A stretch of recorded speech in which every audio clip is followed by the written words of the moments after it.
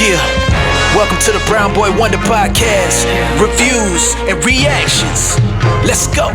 It's the Brown Boy Wonder, hold it down, representing for the culture. Every episode brings you closer into the mind and the heart of a hustler, where the truth and the groove collide. Stay tuned in, come enjoy the ride. Keep it authentic like that, never hold back. It's the Brown Boy Wonder Podcast, the Brown Boy Wonder Podcast. Subscribe, share, and stay tuned in. The vibe's always on.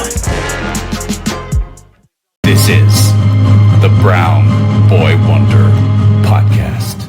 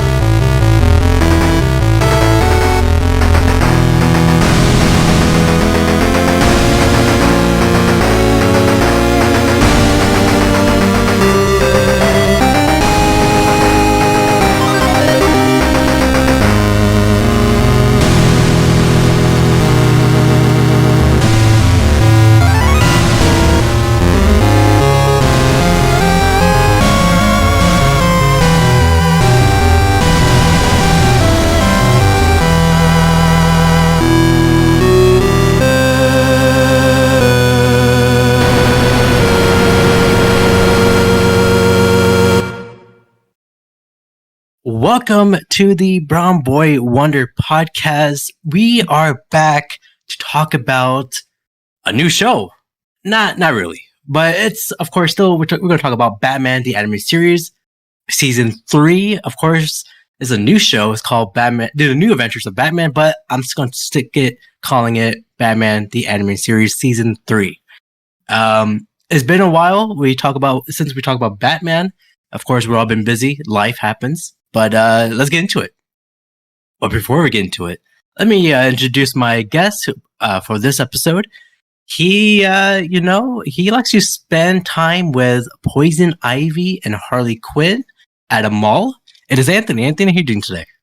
Oh, I'm doing quite well. Thank you. Thank you for having me on the show. I'm just saying, if I had to be put under some sort of spell, I wouldn't be complaining. That's all I'm saying. No complaints here.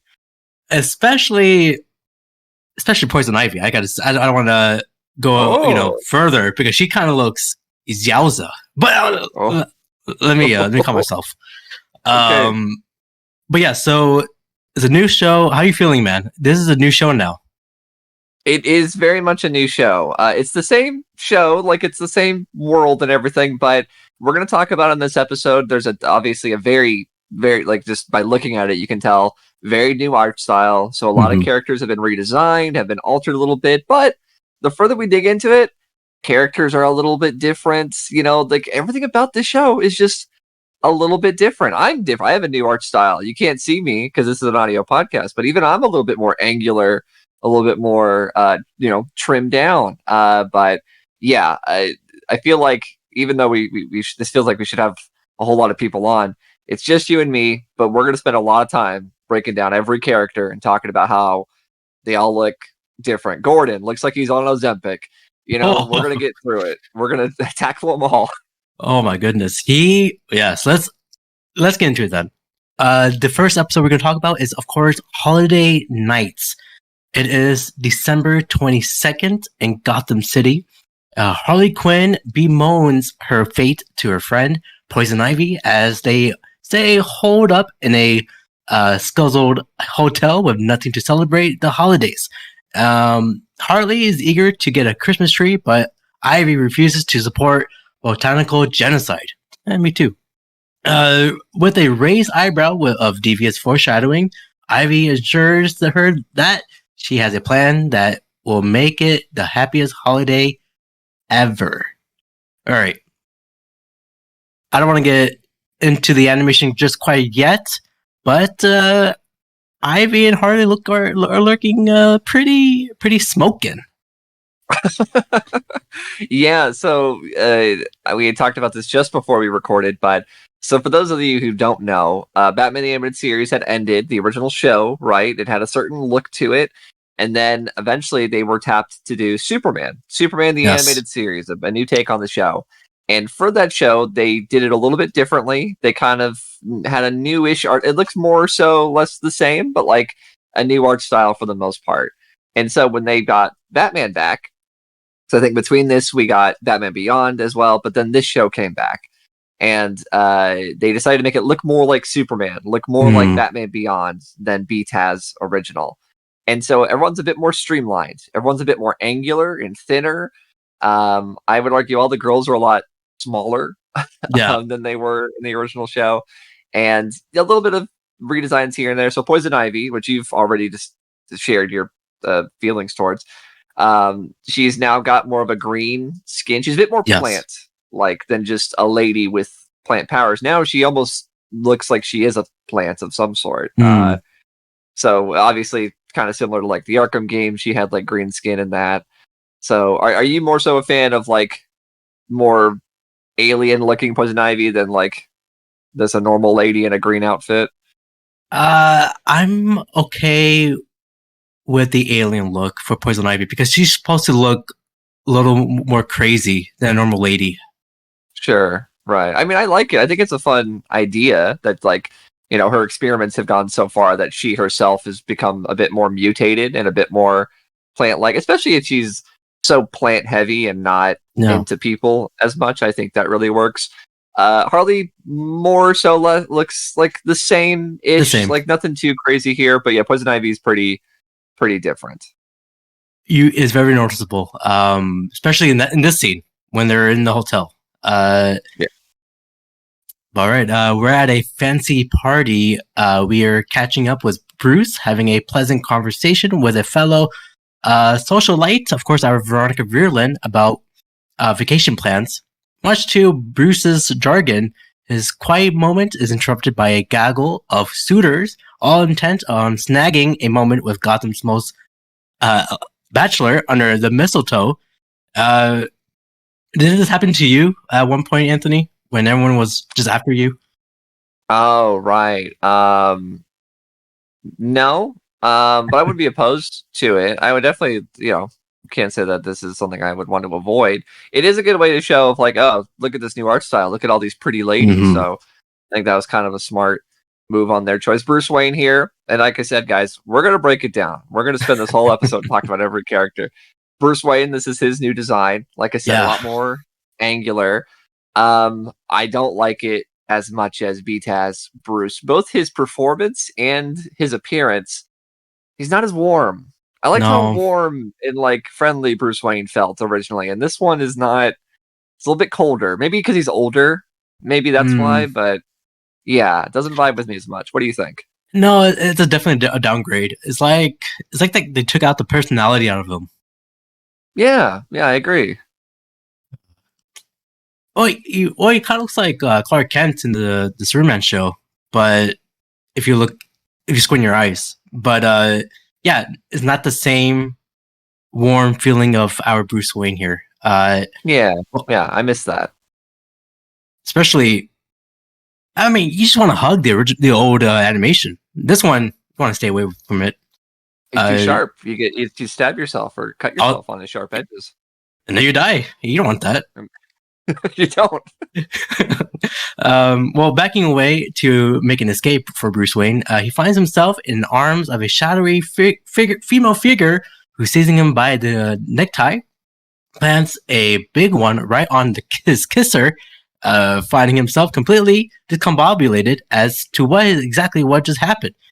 He makes his way outside with the intent to head home, but interrupted by Poison Ivy and Harley Quinn, and finds himself he cannot resist their every command to no matter how hard he tries.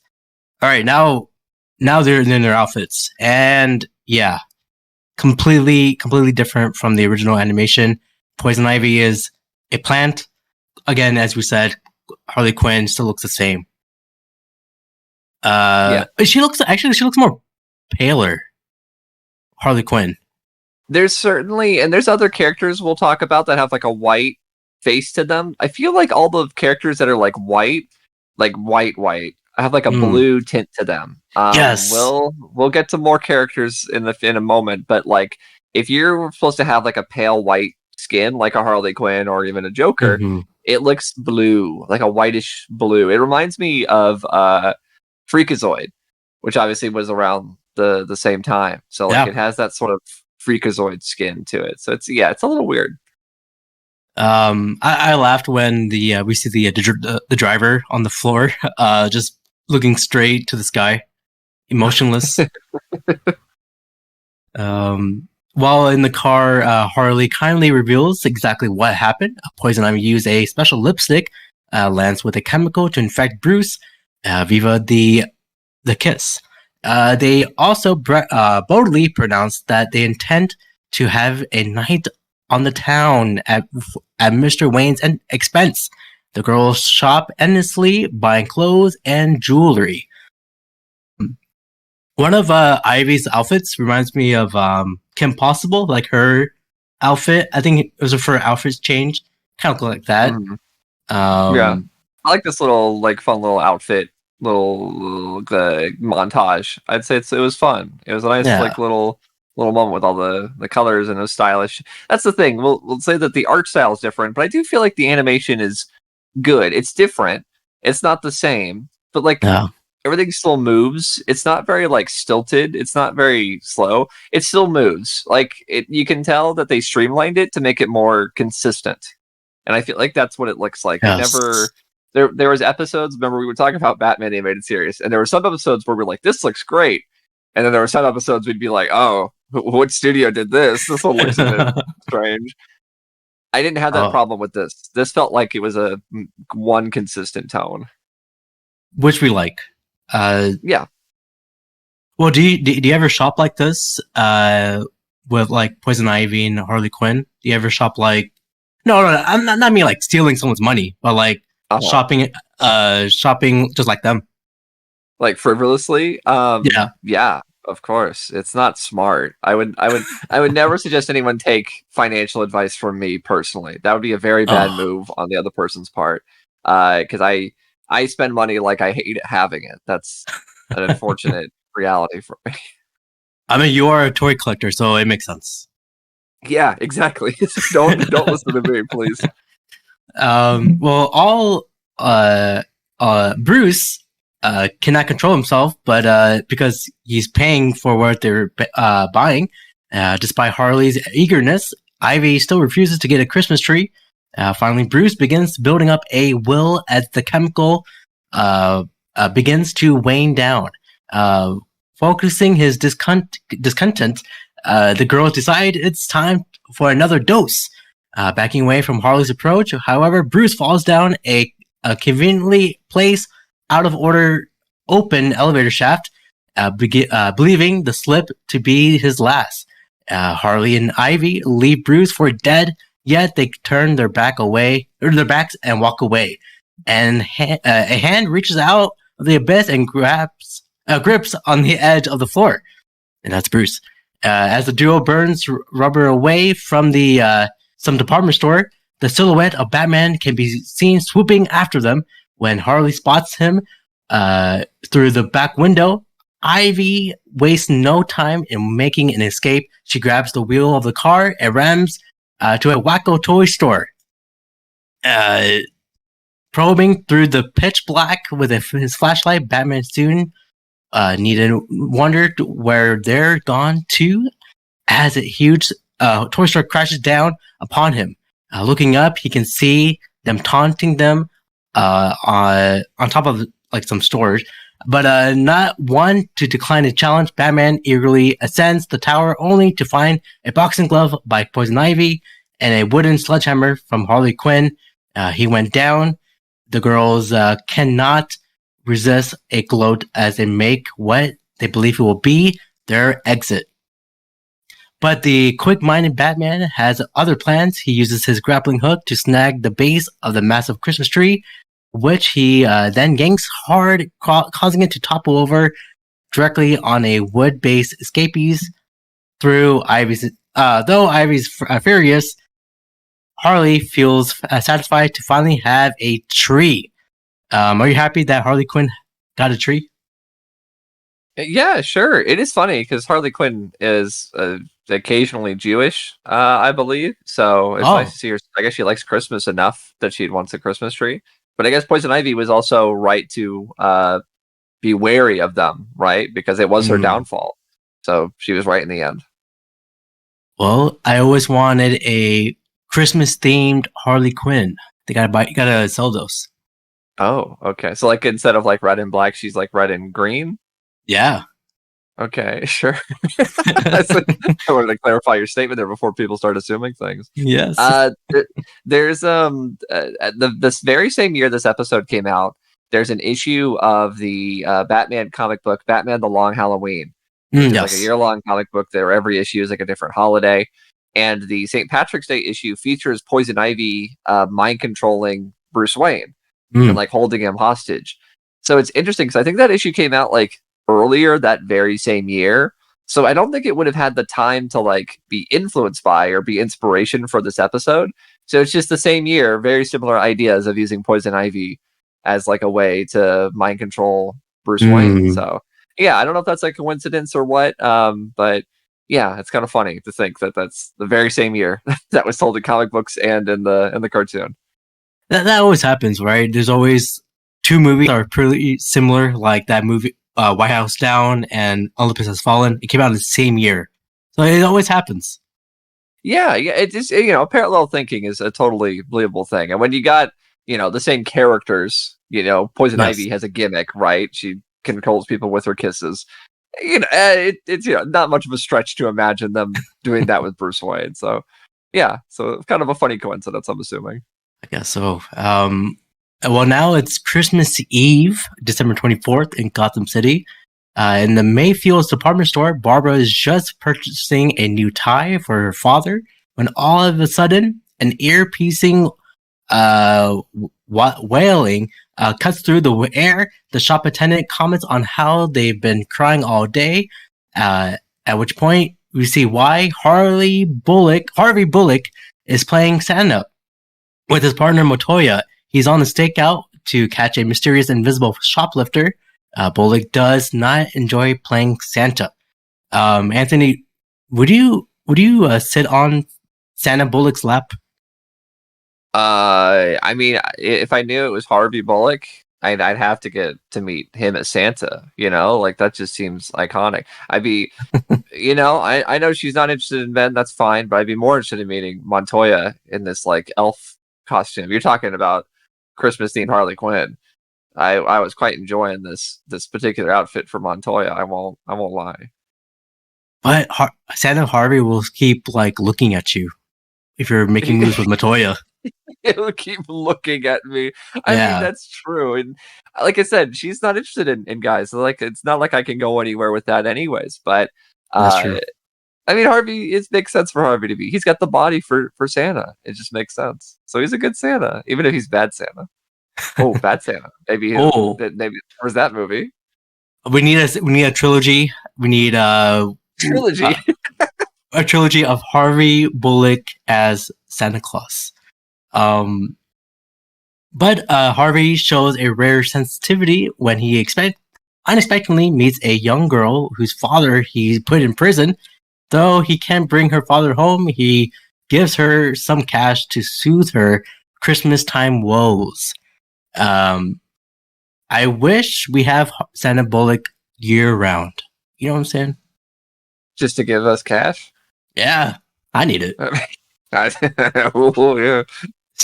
Give me the stimulus check from Harvey Bullock.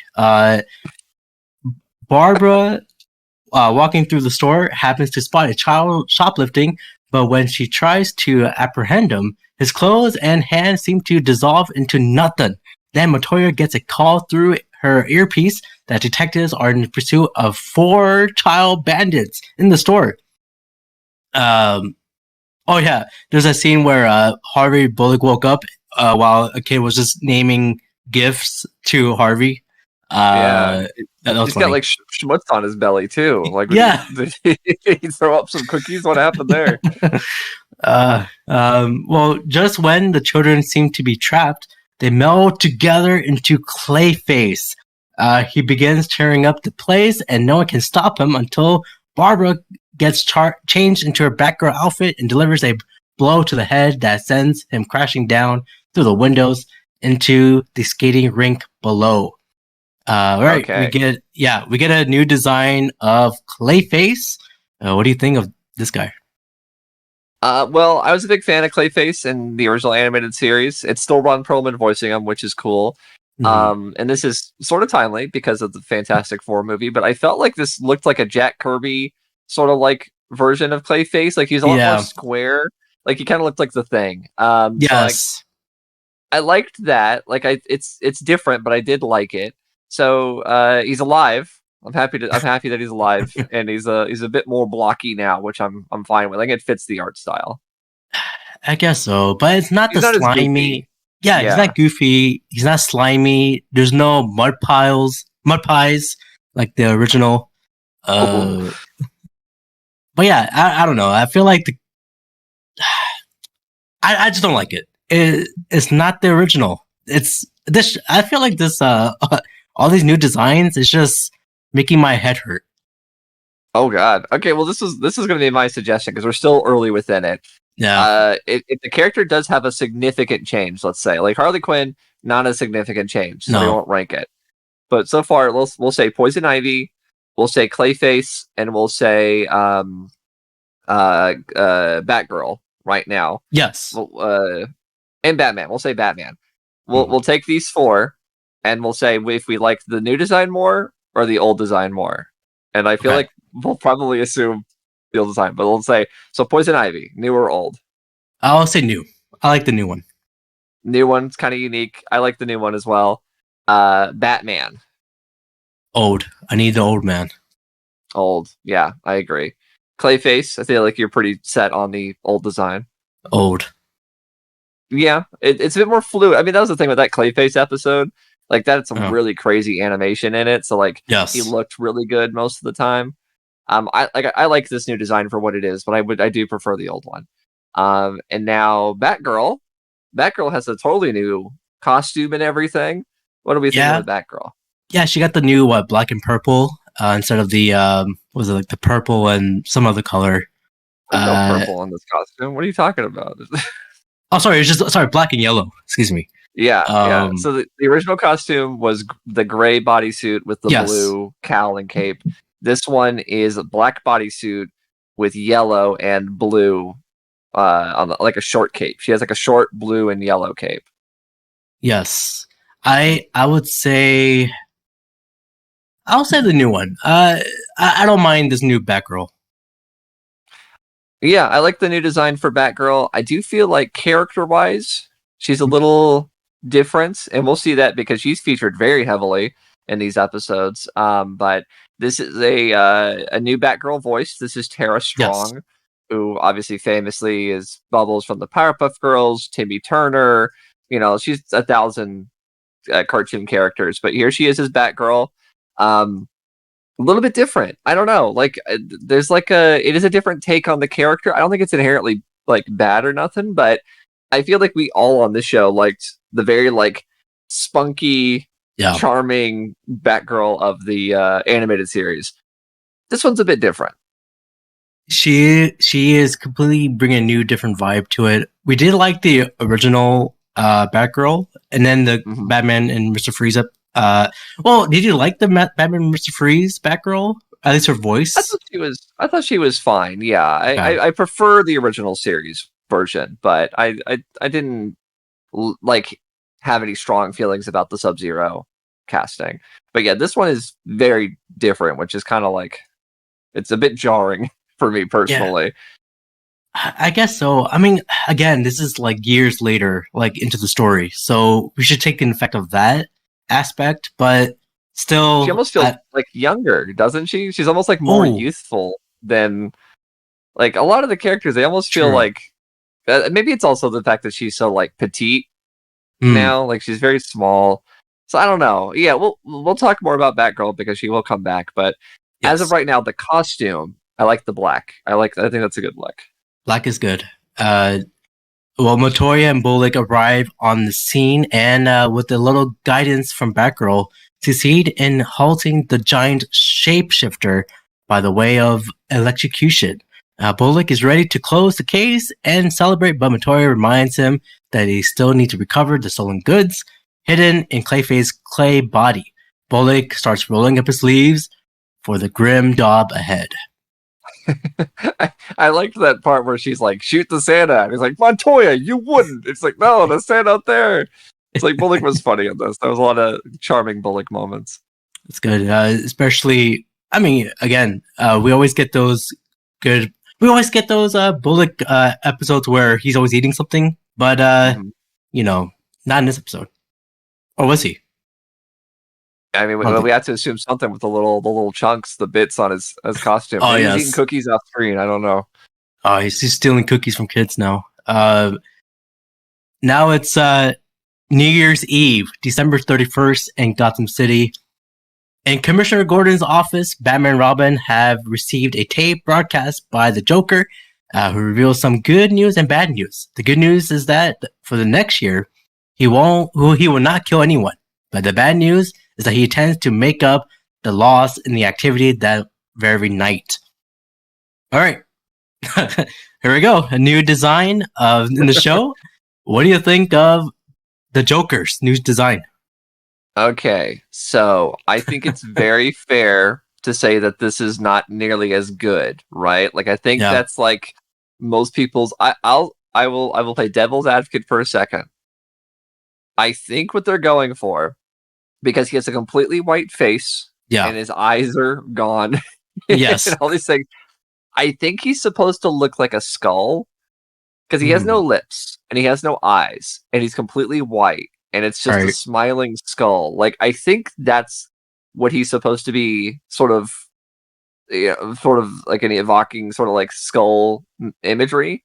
However, it's just, I need those lips, man. Like, that's the Joker smile is the big red lips. Like, I need that change. So yeah, in terms of original Batman animated series with the greens and even the outfit, like this is just purple and green. Like the animated series had like orange and whatnot, and like had some other colors in there. So I get the idea, but in terms of animated Joker, this is one of my least favorite looks. Sadly, it does not work for me. No, it doesn't look good, man. It's like if the Joker is a teenager. He's a bit like skinny and young. Well, everyone's skinny now. That's the whole show. Everyone's so skinny. It's like he's going through puberty. He's trying to get that smile in. Sure. Okay. I don't want to talk about Robin yet, his design, because he has his own episode coming up. Okay, sure. That makes sense. But Gordon. We talked about Gordon briefly. He's dying. I think he's currently dying right now. That's what it looks like. I don't know what the thought process was. I've always thought he looks like sort of like a sausage casing without the meat in it. Like he's just so thin. Like everyone, like I joked, everyone is so much more streamlined now, but because he's so old, it doesn't look right. It looks scary. I do not like it. Yeah, Gordon, we'll say it right now. Joker, we prefer the old design. Yes. Gordon, we prefer the old design. So please, I think right now we're just at Poison Ivy and Batgirl. Those are the only two designs that we've given a thumbs up to. So yeah, at the moment. And R.I.P. Gordon. He is dead. Well, never mind. He's alive right now. Gordon tells Batman the only murder that day was a GothCorp scientist who specialized in sonics. Oh, not that Sonic. This Dr. Eckerson had been working on a sonic-based weapon powerful enough to kill anyone in earshot using some rudimentary detective skills. Batman concludes that the New Year's Day countdown as Gotham Square is the place where the Joker will set off the bomb. Indeed, the Joker is setting up, and Batman is close at hand, but always with a trick up his sleeve. The Joker has prepared a mass of plastic Joker masks to help him blend in with the crowd. Batman is not assumed using his binoculars. So he calls them binoculars. His binoculars, but binoculars. Right. He easily spies the real Joker with a huge clown wearing earmuffs on either side of him, playing the piano on stage. So just before scooping in, he makes his presence known with a well-timed batarang to the head, removing the Joker's earmuffs. Then, instead of going after the Joker directly, Batman and Robin take out the muscle on either side of him. This seemingly too simple task, however, proves to be too much for the Capes Crusaders, and they find themselves in the clutches of the Clown Prince of Crime. I want to talk about the Joker's thugs here. They are very creepy. Well, you work for the Joker, you kind of have to be, right? Yeah, I guess so. I mean, it gave me the Jeepers Creepers. As the bell is rising to the ring in the new year, the Joker is having one final gloat by standing next to Batman with a bottle of champagne. The ever alert Dark Knight snatches the bottle and sprays it all over the controls, shorting the wires and eventually exploding the bell's pulley, resulting in a falling, massive, heavy bell. As luck would have it, the giant object lands right on the Joker, who comically follows it up with a small ouch. Joker's dead. I don't know how he'll come back from this. Right? Like that's a big heavy bell. Like he's for sure. It landed right on him. It didn't like land on something and then it fell on and like it trapped him. Like no, it just a big heavy bell smashed into him. He's gone. Blatantly, it's not like the what's his name, the Clock King, where he falls down into debris. The bell just landed on him. No, he's gone. He's gone, but it's okay. It's New Year's Day, January 1st, in Gotham City. At 1:55 a.m., Gordon enters the Joe's Tavern to have a seat. He speculates that he might, Bunny Ears, might not show after the hectic day he's had, but the commissioner is sure he will not break their tradition. Naturally, it's Batman who they're talking about, and sure enough, he appears from the kitchen. He sits, and the two friends share a coffee and drink a toast to surviving another year. As Gordon orders a cheesecake to go, he finds Batman slipped away into the shadows, paying the bill in the process. Gordon swears that one day he will beat him to the check, then heads home with a swinging bat closed behind him. All right, are we giving this a thumbs up or a thumbs down? I'd give this episode a thumbs up. I think this is a really strong opening for this new type of show. Like I said, the animation is very consistent. It looks different, but it's consistent and it looks nice. We get a nice sort of look at all the new character designs. You know, a little preview into the world of Batgirl and Robin. Like, I do think this is a strong start, and I quite liked it. Yeah, is of course, as you said, it's a good showing of all the villains. Especially in this episode, there's like at least 6 villains here we had, because yeah. So yeah, good showing. I also give a thumbs up. I do have an interesting fact. Okay. Paul Dini revealed during the episode of Kevin Smith's Fat Man on Batman podcast that he has a framed animation of Poison Ivy and Harley Quinn trying on hats on the first segment of this episode on his wall. That makes sense. I believe that. Look, that guy is married to Zatanna, so it makes sense. You know, Harley Quinn's his baby. You know that. Yeah. Yeah. I believe he has that. We are after you, Paul Dini. We know who you are. Well, now let's get into probably the best episode of the bunch here. Episode 2, Sins of the Father. In the middle of the night in Gotham City, a young boy is being halted pursuit by an elderly police officer who demands the lad to return his donuts. With a keen mind in a display of his parkour, the boy vaults himself onto a fire escape. However, the window to the apartment is firmly sealed. To the officer's glee, yet the little one has one trick up in his sleeve, a batarang. He wields it with a marksmanship that displays it It isn't the first time he has stolen one of them before he manages to get the cop all wrapped up in somebody's clothesline, allowing him to get away. This kid, we don't know about. He's pretty good. He's super talented, that's for sure. Oh yeah. Rascal. Somewhere across town, thugs Manny and Mo are banging on the apartment door, demanding Drake to come out and to talk to the boss. When no one answers, they pull out their guns and kick down the door. The place is in an absolute mess, and they're surprise and disbelief. There are a small collection of Batman stories and pictures fixated on the wall in some sort of collage. Just then, the window opens, and in creeps the same boy who was being chased by the police. One of the thugs grabs him by the scruffle by his neck and inquires where his father is.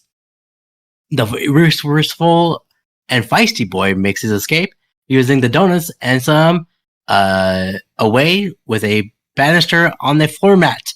The guys fired the guns, unloading in no fewer than 10 rounds, but all without so much as nicking the boy.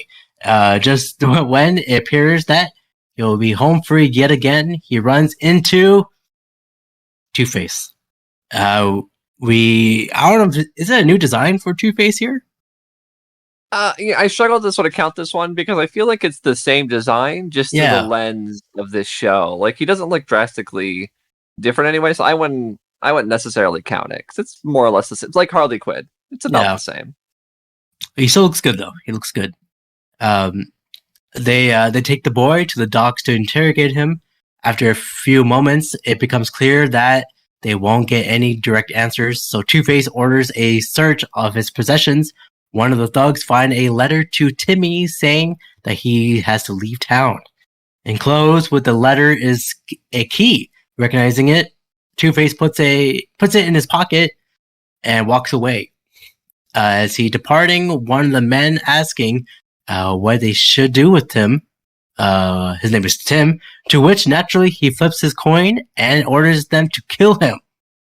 Before that can happen, a batarang came around through the air, knocking the guns out of their hands. Enters Batman. The quick-thinking Tim manages to free himself from this bondage, but not in time to help Batman, who gets rushed in with a crane, massive hook, sent his way by Two-Face. He ends up crashing into the stack of barrels filled with ominous red liquid. At all that moment, the two men recovered their guns and opened fire, resulting in a fire first, and then a series of explosions. Batman obviously hurting one arm cradling his abdomen, using the other arm to scoop up Tim and lunges into the water below just before a bigger explosion happens. Kaboom. What do you think about this action here? I mean, it's exciting. It's a good way to introduce this new character. I guess we should talk about Tim Drake, because this is very clearly going to set up our brand new sidekick here. He was, at the time in the 90s, he was the Robin. He's the third Robin in terms of continuity. This version is a little bit of a combination of Jason Todd and Tim Drake. Jason Todd had sort of the troubled sort of backstory. His dad was a criminal, that kind of stuff. He grew up in the slums. Like, that was the Jason Todd thing. Yeah. Tim Drake, his whole gimmick was that he found out who Batman was. He found out his secret identity. And so he basically approached Batman to be like, you need a Robin. Ever since the last Robin died, you've been a real jerk. So you need a Robin to balance yourself out. And then he did. So that all worked out for him. So yeah, this is kind of a combination of those various ideas and concepts. So now we have this new youthful, spunky Robin here, who can handle himself, I guess. I feel like he doesn't need Batman, but that's just me. He's doing pretty good, but there's real criminals, right? Like, leave Two-Face to Batman. You need help with someone like Two-Face. That's true. Well, down below in the water, Tim assists the Capes Crusader, who seems to teeter on the edge of consciousness. Two-Face and his men hover above with flashlights in one hand and guns in the other, trying to put an end to the pair once and for all. Thankfully, for their sake, Batman is conscious enough to remove the remote control from his utility belt and summon the Bat's boat. Tim wastes no time helping the wounded hero into the craft, but finds it impossible to understand the controls because he's a kid, resulting to desperately pushing everything he can do with his hands on, compounding his anxiety. Are the three men above shooting endlessly at the boat below them. With the last bit of strength he can muster, Batman voice activates the autopilot, sent to home. When he said that, it reminds me of the new Superman movie, where Superman asks Krypto, is like, "Hey, go home, send home, Take me home, take me home, Batmobile." Good movie, by the way. For those who haven't seen Superman, watch it. Watch it on 4K, IMAX, 4D Xbox, everything. Just watch it. After a short, high-speed journey home, Alfred welcomes the two, but is shocked to see a boy in the driver's seat. Alfred is probably like, Bruce turned to a boy. Oh no. So we got Alfred here. Are you liking his new design? Yeah, this is one where, once again, it's what it is through the lens of the show. He more so looks like Alfred, but he's got little tiny dot eyes now. That's the big difference, I would argue. I would say the original design, he looks more French. This one, he just looks an old man. I don't know. Okay. Sure. Well, he immediately sees Bruce's injuries, and all the while, Tim is having a look around at the Batcave, unable to concentrate on two things at once. Alfred loses track of the lad, who made his way to the stairs, through the clock, into Bruce's study. The secret is out. Bruce Wayne is Batman. Just then, Batgirl appears from the shadows to take him back to the downstairs. Despite having attempted to steal some cash and a watch, Tim insists that he's not trustworthy. Batman, however, doesn't seem to care one way to the other, and is interested in why Two-Face is after Drake. He said that his father used to work for him, but he's now skipped town, provoking sympathy from Batgirl. With a great adolescent spirit, Tim declares that he can take care of himself, and proves it by pulling out the Batarang and using to slice off some like the Batcave's like an icicle in the Batcave. Oh, he sliced those. Yeah, but they're impressed. The kid is like Robin. If only he wears the suit. I guess we'll find out if he does. This is one of those moments where he sees the Robin costume. And he's like, "It's the real Robin costume." And it's like, well, that looks different from the one that I remember from the cartoon. This one's black. Yeah, Grayson never wore this. What is this? So I don't know what that's about. I don't know. Maybe he wore it one time off screen and he didn't like it, so he just put it back in the Batcave. And maybe when Dick was the size of Tim, that's what he wore when he first went out. Who knows? Yeah.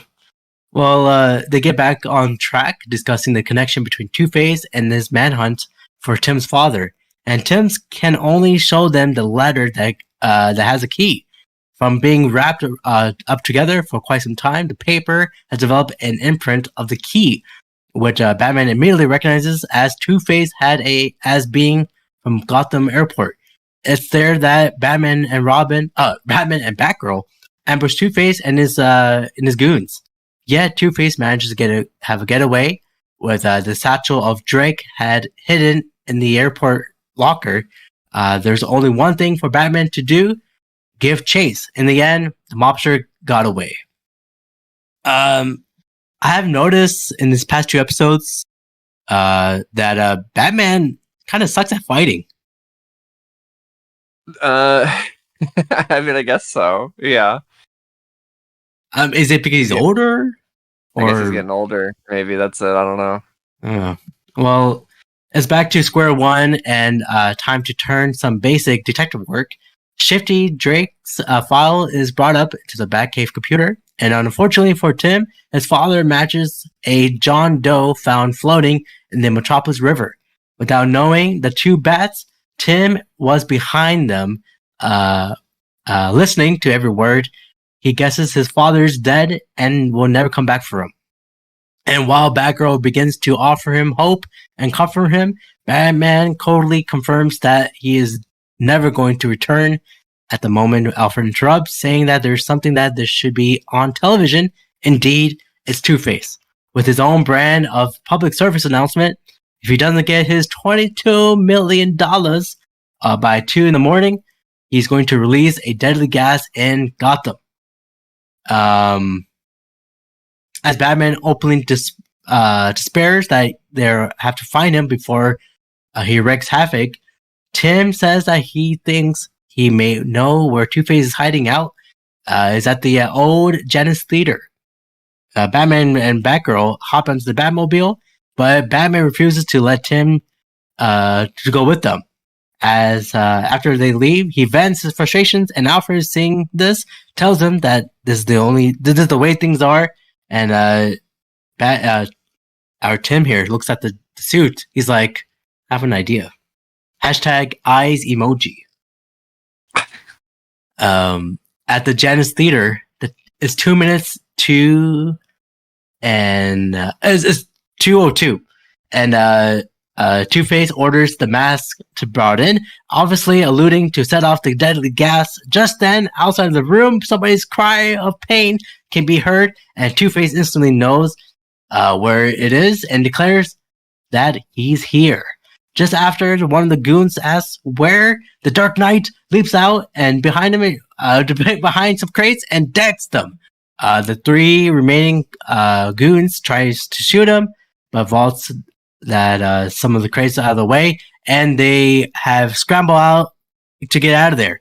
As one are trying to get away, Batgirl swings into action, literally, and laying one out. She says, "Peek-a-boo, biatch."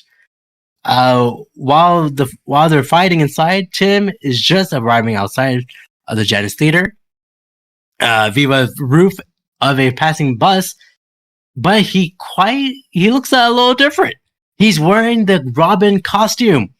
All right, now we have the outfit, I guess the introduction of Tim Drake as Robin. What do you think about this Robin here? I really do like the red and black. I think it's a nice sort of unique look for Robin. Considering the sort of look of this show, I think getting rid of the green is kind of unique. It's funny because the Robin costume that Dick Grayson wore in the last show is more or less what the Tim Drake Robin costume looks like in the comics, which is basically Robin's outfit with pants. That's just what it is. Yeah. So here to kind of differentiate, because they already gave Tim's costume to Dick, they made it black, and I like it. I think it's cool that we get a chance to see Robin as like a younger kid, because the last Robin was college age when we saw him. So this one's like an actual young boy Robin. So I like that. I think it's different. I think it's cool that they got to do that. Yeah, I mean, I like the design of the suit. Yeah, like you said, we need a new, fresh look in this show, and they're bringing this new Robin here, so I like it. Yeah. Well, inside, Two-Face's thugs keep the Dark Knight at bay long enough to set off the 3-minute countdown to destruction. Just then, he picks up a Tommy gun and fires it in their direction, ensuring they can't get close to disturbing his scheme. All hope is to be lost until Robin enters. He does his best to stop Two-Face, but is simply not experienced enough to watch his back. He ends up in the clutches of Puke Face. After all, Tim wastes no time pulling out his batarang and uses it to cut the ropes, holding a large crate above him. Similarly, he had earlier cut the icicles. The Two-Face is too quick enough to be caught, but he has nowhere to run but into a path of one angry bat. Saving the day It is left up to the Batgirl, who got the second count out of options, rips out the wires from the side of the contraption. Now she wants to go home. Tim enthusiastically chimes in agreement, but only gets a stern glare from Batman in return.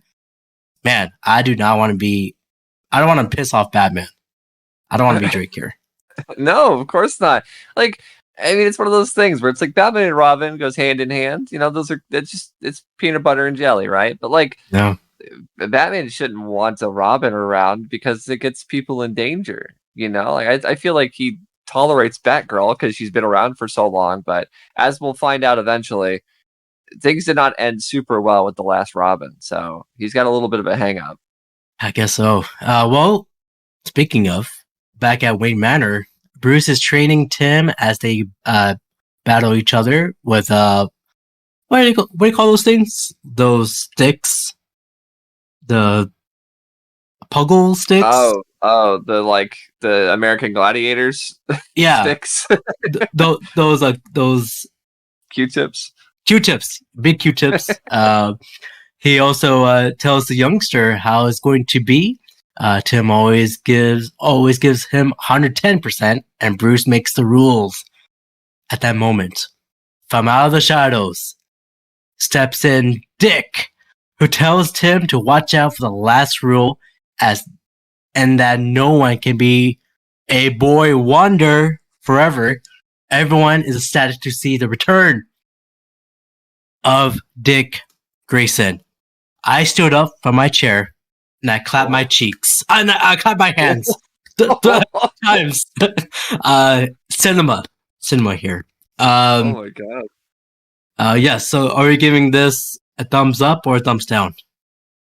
I'll give this episode a thumbs up. I think it's a good introduction to this character. I think we already can tell that this is a different Robin than the last one. You know, like Dick Grayson was a bit more like openly cocky and kind of like was always talking about like pop culture references, and he's a bit more goofy of a character. This Tim, because we see his sort of like backstory right off the bat, you know, we understand where he's coming from. He's already having to like be clever and live on the streets and that kind of attitude.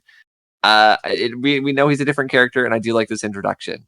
This ending is funny because it would lead you to believe like, all right, next episode, let's talk about Dick Grayson. Yeah. That is not the case. Not yet. But we'll get to more Dick Grayson. Don't worry, he's coming, and I'll have a lot to say about him. But this episode's a thumbs up for me. Yeah, it's an absolute a huge thumbs up here. We love this Robin. We love the return of Dick, and good ass episode here, I'll say. Yeah. I don't have any interesting facts for this episode. Do you have any interesting things you've seen or saw in this episode? I mean, I gave my whole spiel about Tim Drake and where he comes from. So yeah, that's it's the introduction of this character and how he's a combination of two different other, you know, Tim and Jason. That's kind of the big deal here. But yeah, that's it. All right. I'm glad this Robin is here to stay for season 3 here. But there's this next episode, I do not want him to stay. I'd rather leave him in the past. Okay. Well, let's get into it. Episode 3, Cold Comfort. At a museum in Gotham City, a local television reporter, Jack Ryder, I call him Zack Ryder. Zack Ryder, woo woo woo, is on hand to show the world the unrevealing of a rare dinosaur skeleton, the Ultrasaurus, which is a culmination of 30 years of hard work by scientist Margaret Madsen. Just as they begin filming, some women in parkas oddly appear and are quickly told they shouldn't be there. But they are not alone. Behind them is Mr. Freeze. Freeze wastes no time in marching up to Margaret and declaring that it's pity she will lose her treasure. Misunderstanding his intentions, she pleads that no archaeological institution in the world would purchase stolen goods. Mr. Freeze clarifies his intent, drawing his freeze gun and aiming it at the colossal skeleton. In a matter of 10 seconds, Madsen helplessly witnessed 3 decades' work brought it into an ice over ruin. She cannot comprehend the motive behind the malicious act of she tearfully begs to know why he has committed this act. Mr. Free's only reply is less than warming. Why not? All right. We get a new design for Mr. Freeze. What do you think about this so-called Iceman? Mr. Freeze is back. He's looking a lot more gaunt. He's very much like everyone else. He's very skinny, right? Yes. He doesn't have the goggles anymore, which I think is the biggest detriment. I like the round, bright red goggles. I think that's a cool look. I don't mind the color scheme. I like the black and the sort of like shiny blue. But overall, I very much prefer the original design. I don't think this is a bad design, and I probably could be improved on. But overall, it is not the original design. This is by far, for me, the worst design in this entire show. Well, so far. So far, yes, so far. Worse than Joker. Worse than Joker. The original Mr. Freeze, that had spunk. That had everything. Okay. This one, I'm looking at a dead soul.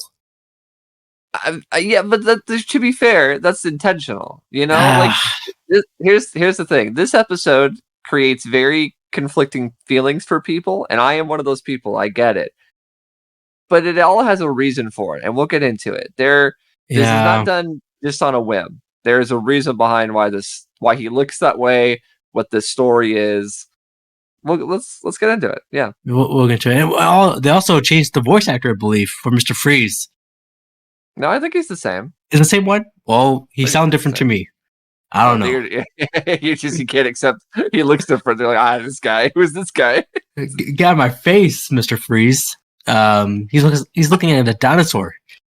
All right. A few days later, at the Gotham event celebration, Bruce and Commissioner Gordon are having a chin wag about that very incident involving the lizard.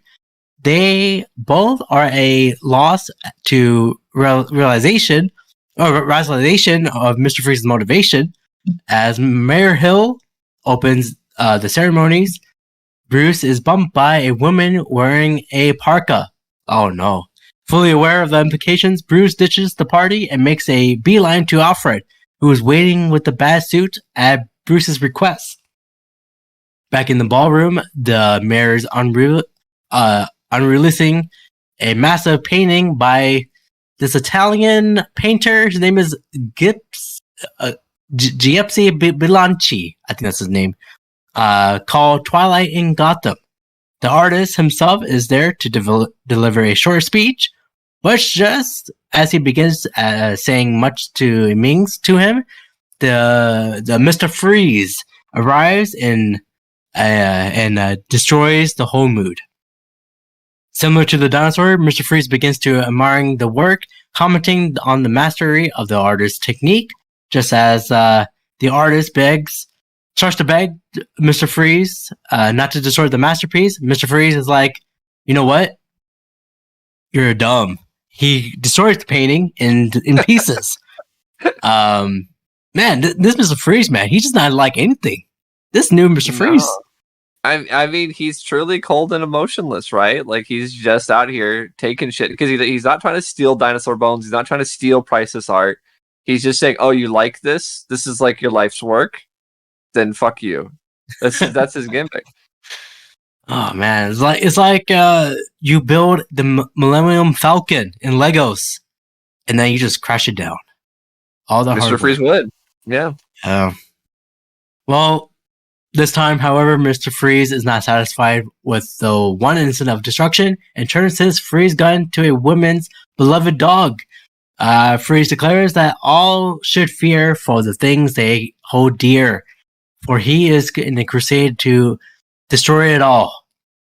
Like last time, the Dark Knight is on hand to block his rampage of destroying everything. Mr. Freeze orders his girls to get Batman, but he is very stealthy enough to dodge their attack and leap on the stage right on top of Mr. Freeze. Unexpectedly, Mr. Freeze grabs Batman by the neck and tosses him across the stage like a rag doll. Getting up, one of the girls has Batman covered, so she thinks Batman uses his fast reflexes and faster mind to deflect her shot back at her. Mr. Freeze then traps Batman point blank by using his weapon to freeze Batman's cape to the floor. Mr. Freeze relentlessly he hints at his desire to himself of Gotham's hero in another fashion, and simply departs, leaving behind a weeping artist and even more unanswered questions. How should we accommodate this artist here? What should we give him? What should we give him? Yeah, he lost his prize work.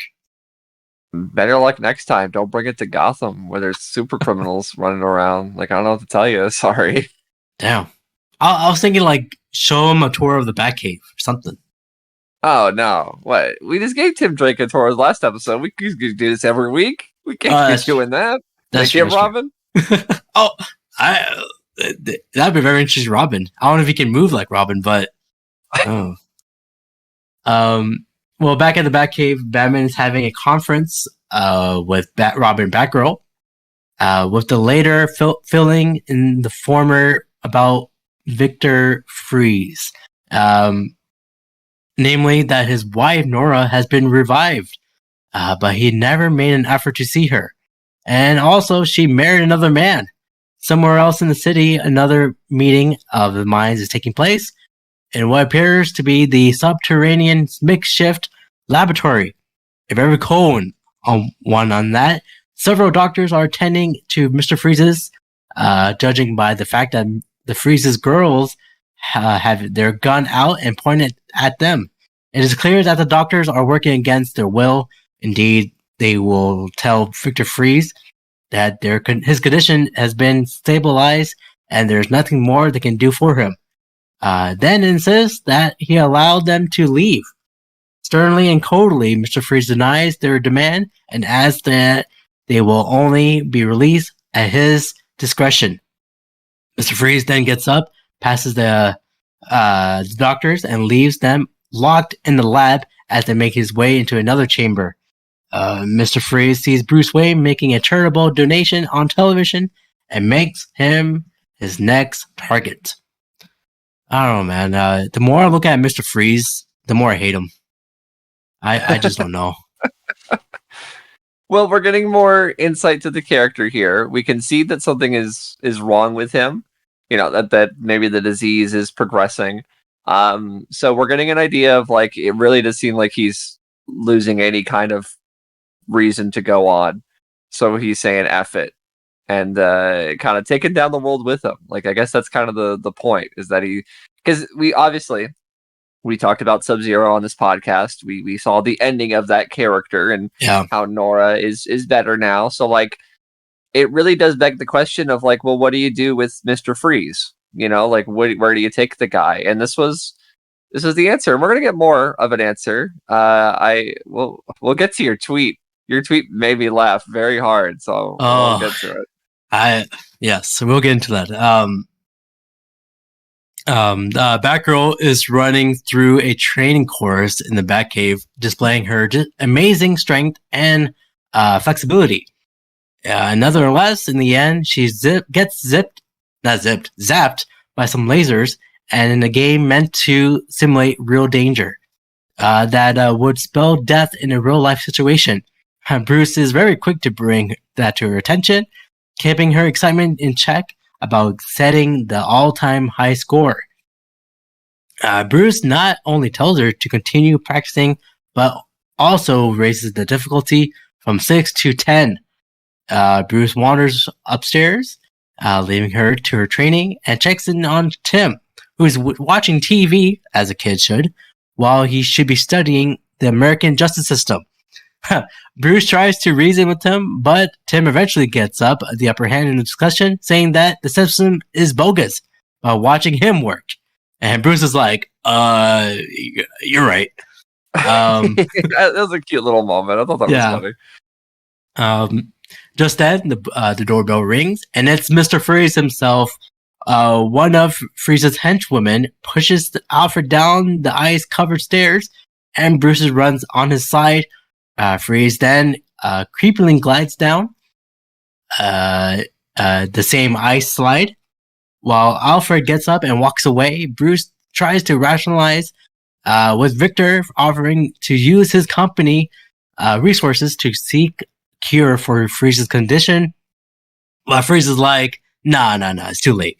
And backhands Bruce into the sofa behind him. Bruce alerts Batgirl that there's trouble above. Meanwhile, Victor shows a picture of young Bruce and his parents shows a picture of young Bruce and his parents, reflecting that he was just a boy when he lost them, since he's just trying to build a surrogate family. He points his freeze gun at his surrogate son, Tim, before settling on a surrogate father, Alfred.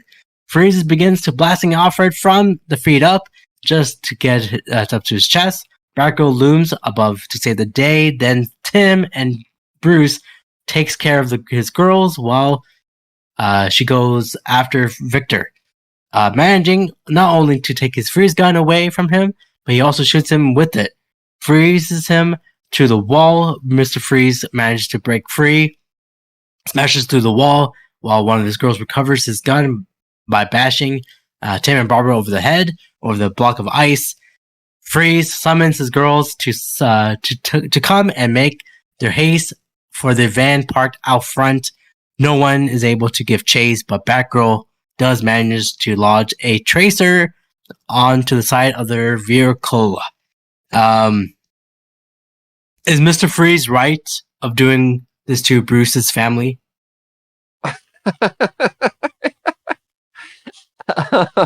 Is he right to do it? No, but Okay.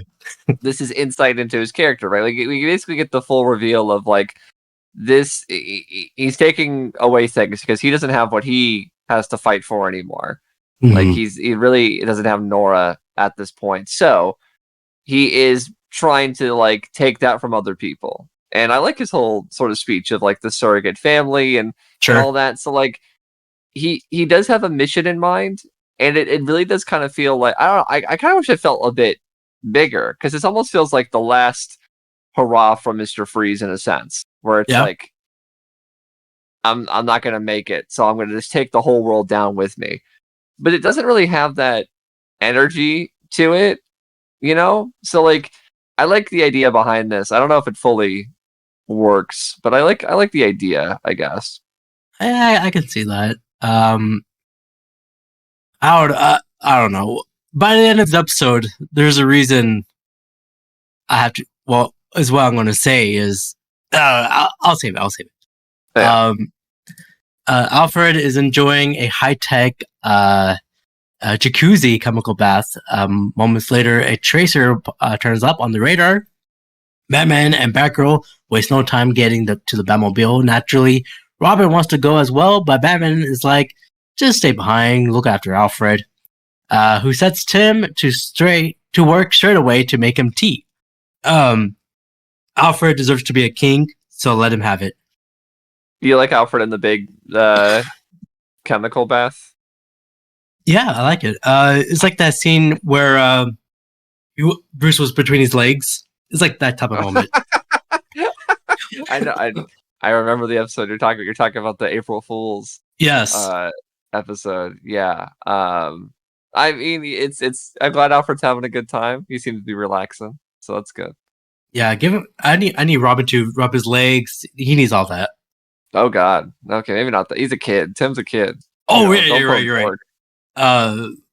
You're right. Never mind. The tracer leads them to an old abandoned meat packing plant, but no Mr. Freeze, despite being right on top of him. Batman spots an entrance to a lower level where Batgirl happens upon a spare freeze suit, proving that he must be somewhere. Excuse me. Mr. Freeze getting choked up. Just then, from an adjacent room, the muffled sounds of people struggling can be heard. Batman blasts the door open to see the three doctors tied up, gagged, and hanging from the meat hooks. After they're free, they immediately begin filling in Batman with all the details, but suddenly halted by the two Freeze's ladies. All right. Now it's time. This next scene here made me want to throw my TV through the window. Yeah. The heroes are escorted back into the hallway, and a henchwoman calls for Mr. Freeze, who comes walking out, but not as they expected to find him. To their shock, Victor Freeze reveals his disembodied head riding atop a spider-like mechanical thing for mobility. Batman's face reflects sympathy and astonishment as he inquires what happened, and Victor is more than willing to indulge.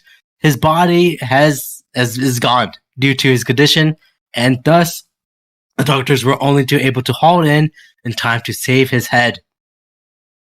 What do you think about this, man?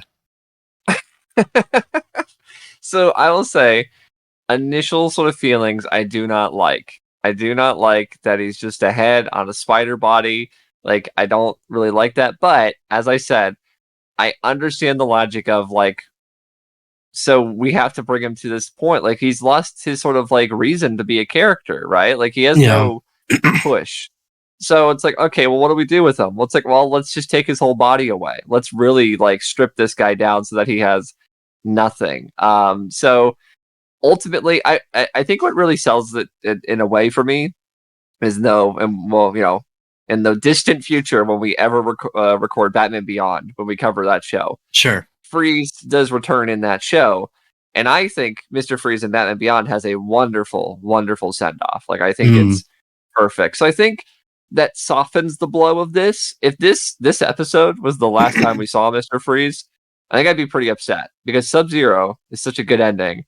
And you're right, here with the spider head, and he's just like so sad and so like he's got nothing. It's a bit disappointing. It's a shame.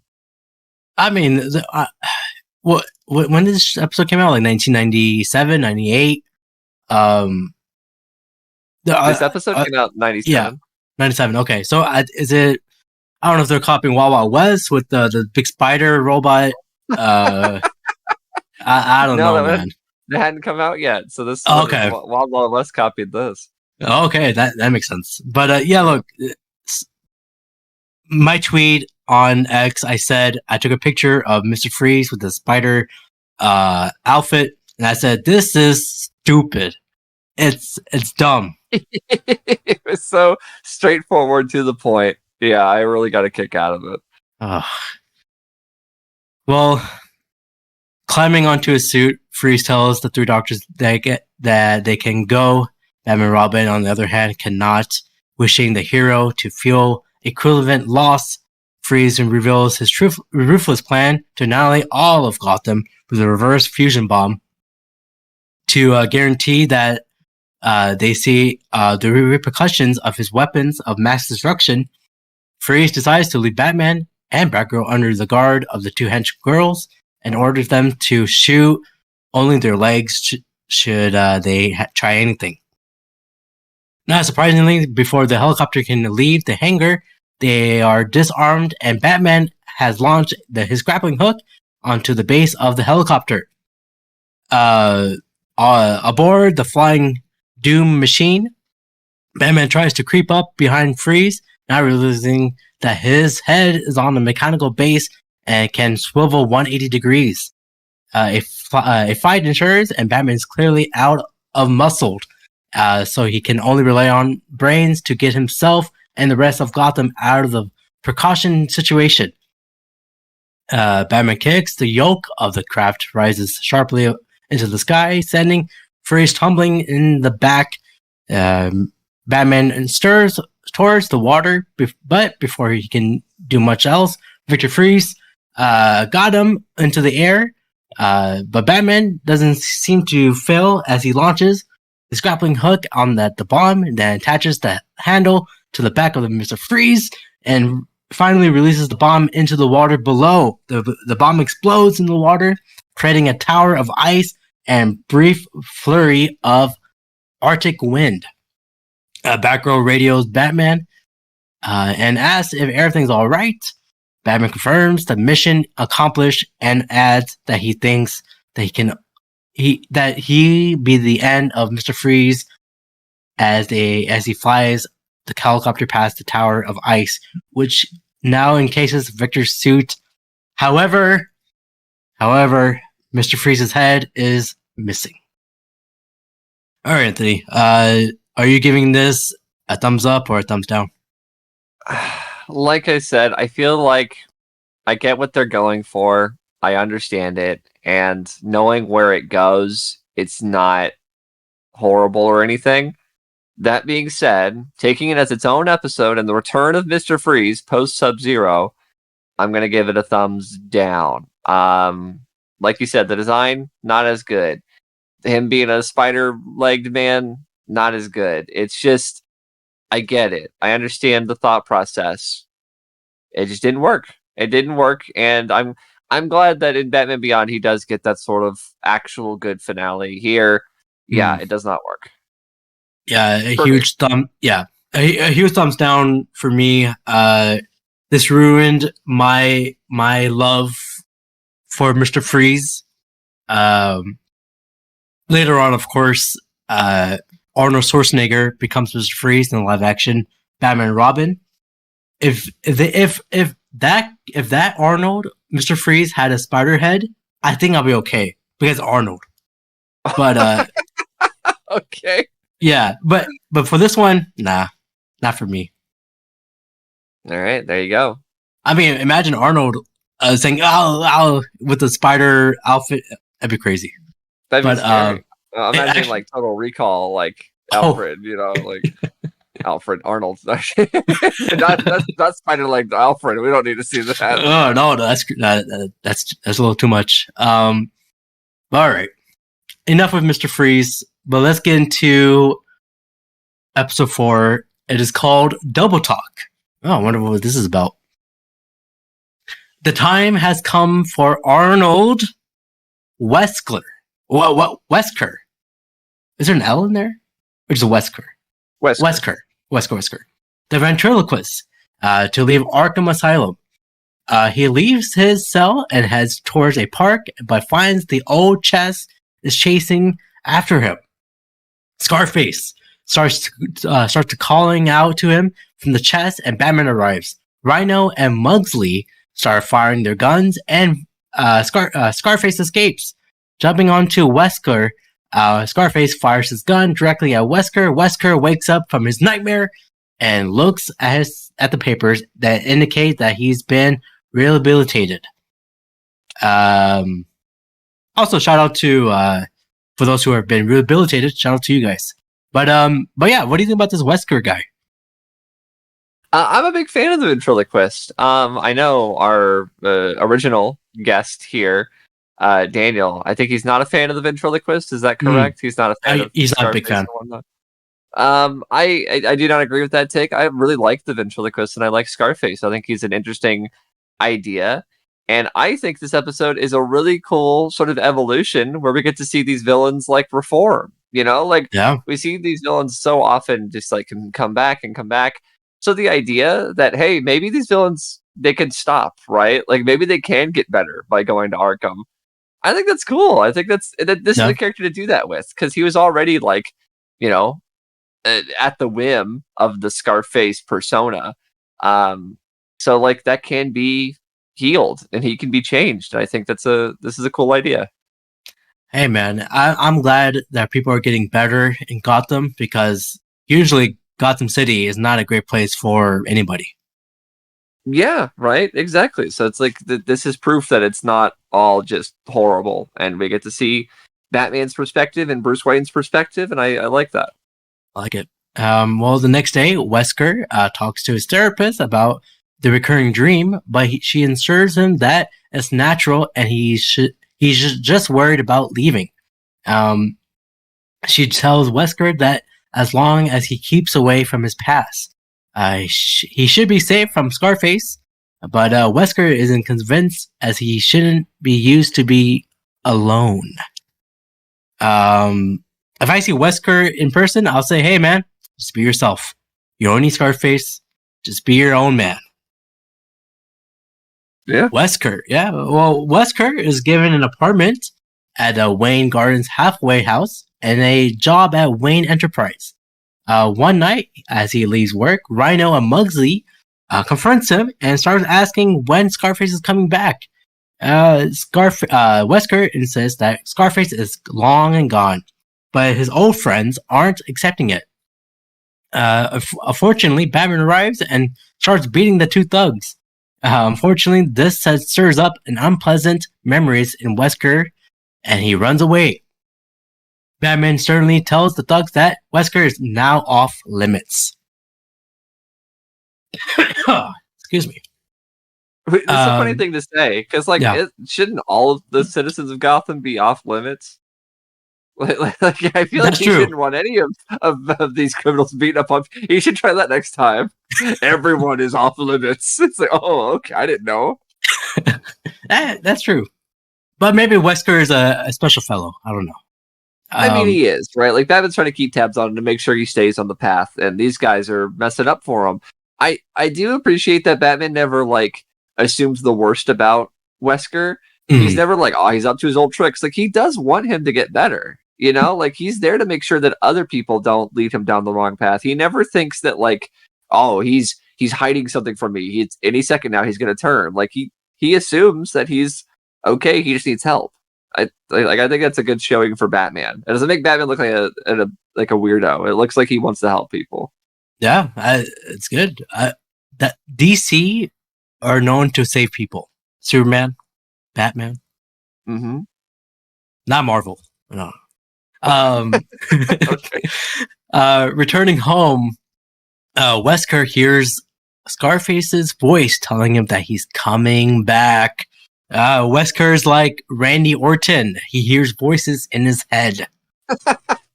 I can't argue with that. That's very true.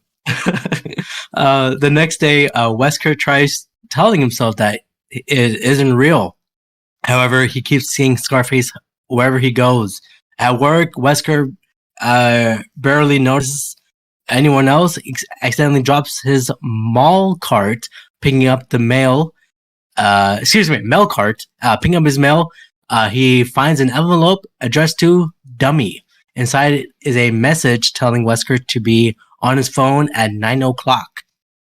Noticing that something is amiss, Bruce Wayne checks on Wesker, who runs away in panic, leaving the envelope behind.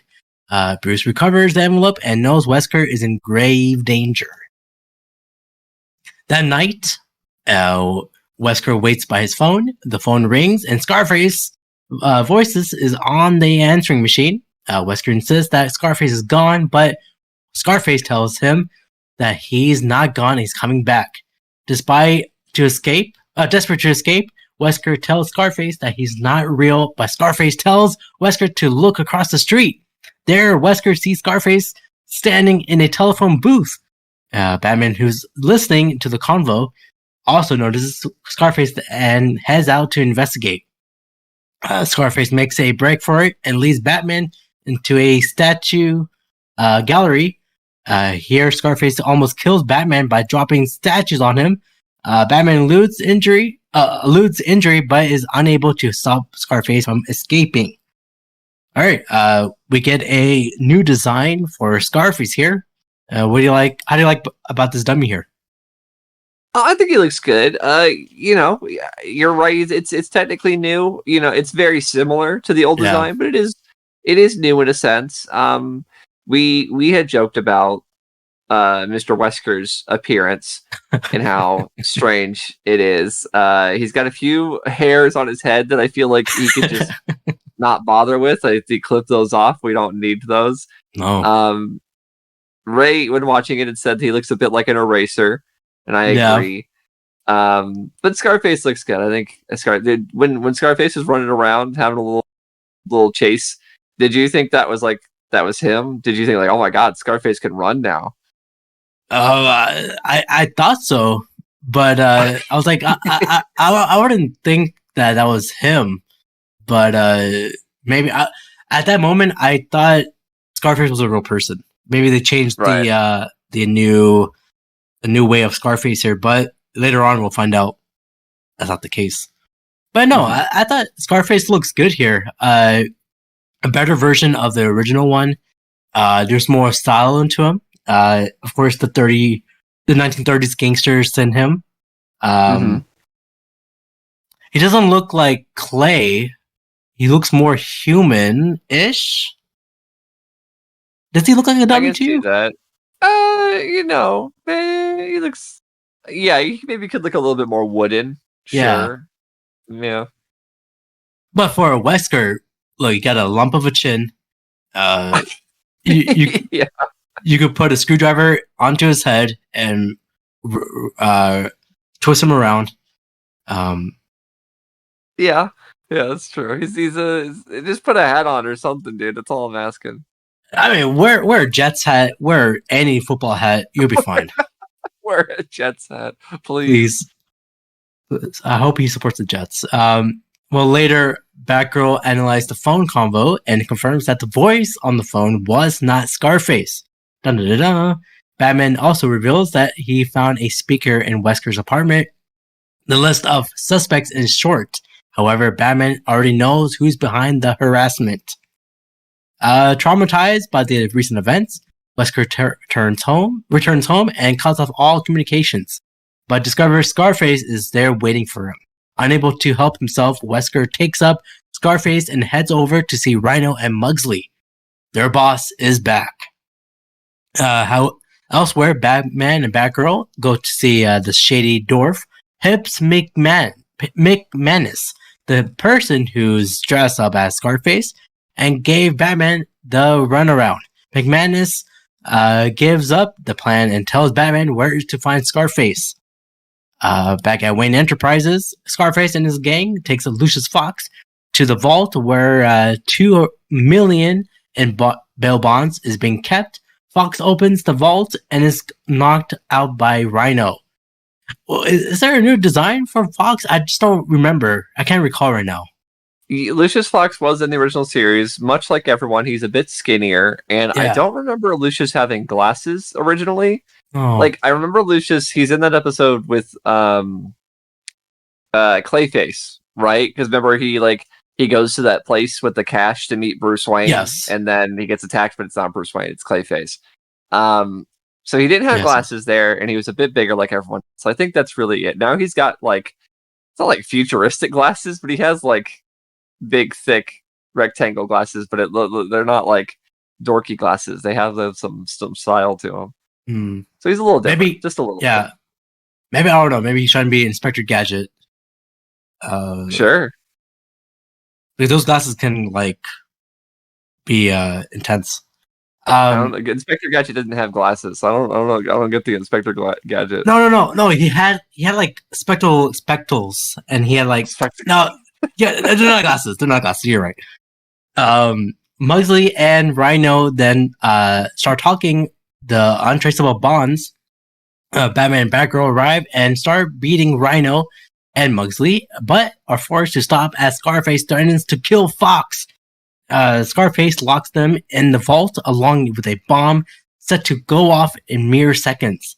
Fortunately, Batman managed to use his bat line to safely inject the bomb through an air vent, while Batgirl hacks into the voice system and so they can get out of the vault. I think that's the only way to get rid of a bomb, just put it in the vent in that situation. I think that's the only way. Meanwhile, Scarface and his gang make their escape onto the roof of the building, but Scarface turns on Mugsley and Rhino. Scarface tells them that he's only playing dead until the heat was off, but their antics force them to come out too early. Now, because they started to think that they were the brains of the operation, Scarface is going to kill them. Scarface throws a bomb onto the bridge and where they're standing, causing it to break. they manage to grab the bridge railing, so Scarface then opens fire upon them. Batman and Batgirl arrive and stop Scarface from firing, but he tells Wesker to get the gun and kill them. Batman gets Wesker's attention while Batgirl goes to save Mugsley and Rhino. Wesker, hesitant, prepares to kill Batman, but the Dark Knight continues to insist that Wesker does not have to do what is told by Scarface. Batman said his plea by stating Scarface is just a puppet, now Wesker. That's a great line. I thought that was a great line from Batman. I think this whole situation is really great. Like, I love the way this is all handled and everything. Like, like I said, this whole episode is built on the idea that these villains can get better. So even when the temptations return, because it was a trick from the goons at first, but then it became real. It really, because Wesker does hear this voice in his head. So yeah, like the way this all plays out, it was cool to see the character move forward like this and, have a real struggle with it. I like it. Scarface then tells Wesker to do something right for once. Wesker finally makes a choice and opens fire on Scarface, killing him once and for all. Scarface is then shoved off the roof into a large fan where he's completely destroyed. Man, he got blasted and he got crumbled. Yeah, so, like, Wesker, like, this was a real voice in his head. Like, does this count as murder? Like, for him, he did kill him. Like, the puppet's not like a real person, but it was real to him. It's murder. It's definitely murder. he killed him. For it. He's fine. No, he won't get arrested, but that is blatantly murdered by Wesker. All right. Well, later, an excited Wesker talks to his building manager about that about how he even got his job back from Mr. Wayne. She tells him not to be such a stranger and that he should visit the rec room. Wesker says that he will, but for the moment he's happy just being by himself. All right, are we giving this episode a thumbs up or thumbs down? Thumbs up. It might be my favorite episode of the bunch, just because I like the idea that it presents. We talked about Freeze and this sort of like, where do we take the character from here? Well, let's do this drastic thing and we'll see if it works. And it didn't work for us. This is kind of similar where it's like, all right, we've done the ventriloquist. What do we do with them? And then someone came up with this idea and it works. It feels like in this universe, characters can change. We don't have to worry about the same thing happening every week. Mm-hmm. We do have an opportunity for these characters to actually evolve. And I think they did this really, really nicely. It's a good one. So yeah, thumbs up for me. Yeah, thumbs up for me as well. Look, we all love a good character development storyline, and this is the case. Can't say much about it, but I would say they should make a HBO series on Wesker. Just some. Always with the HBO series with you. Yeah, I mean, we're about to get that Jimmy Olsen one soon. I don't know if that's true or not. Let's get a Wesker one. Yeah. Okay.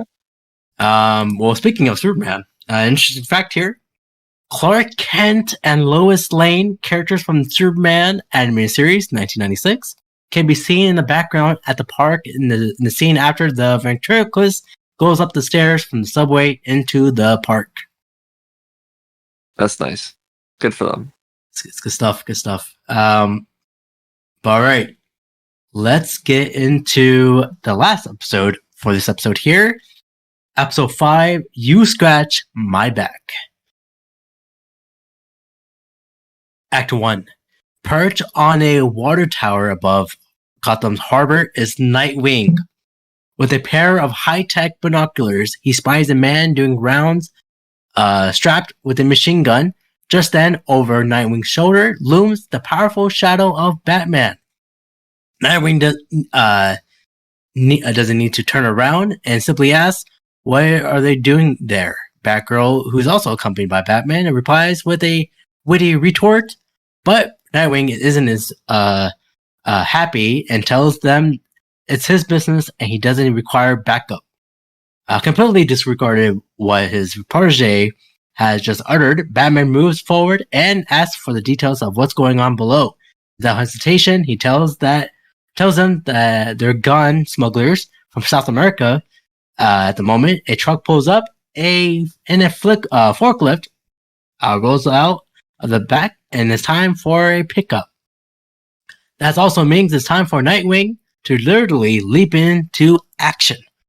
All right, Anthony, this is our first introduction of Nightwing in Batman the Animated Series. What do you think about this Dick Grayson's new alter ego?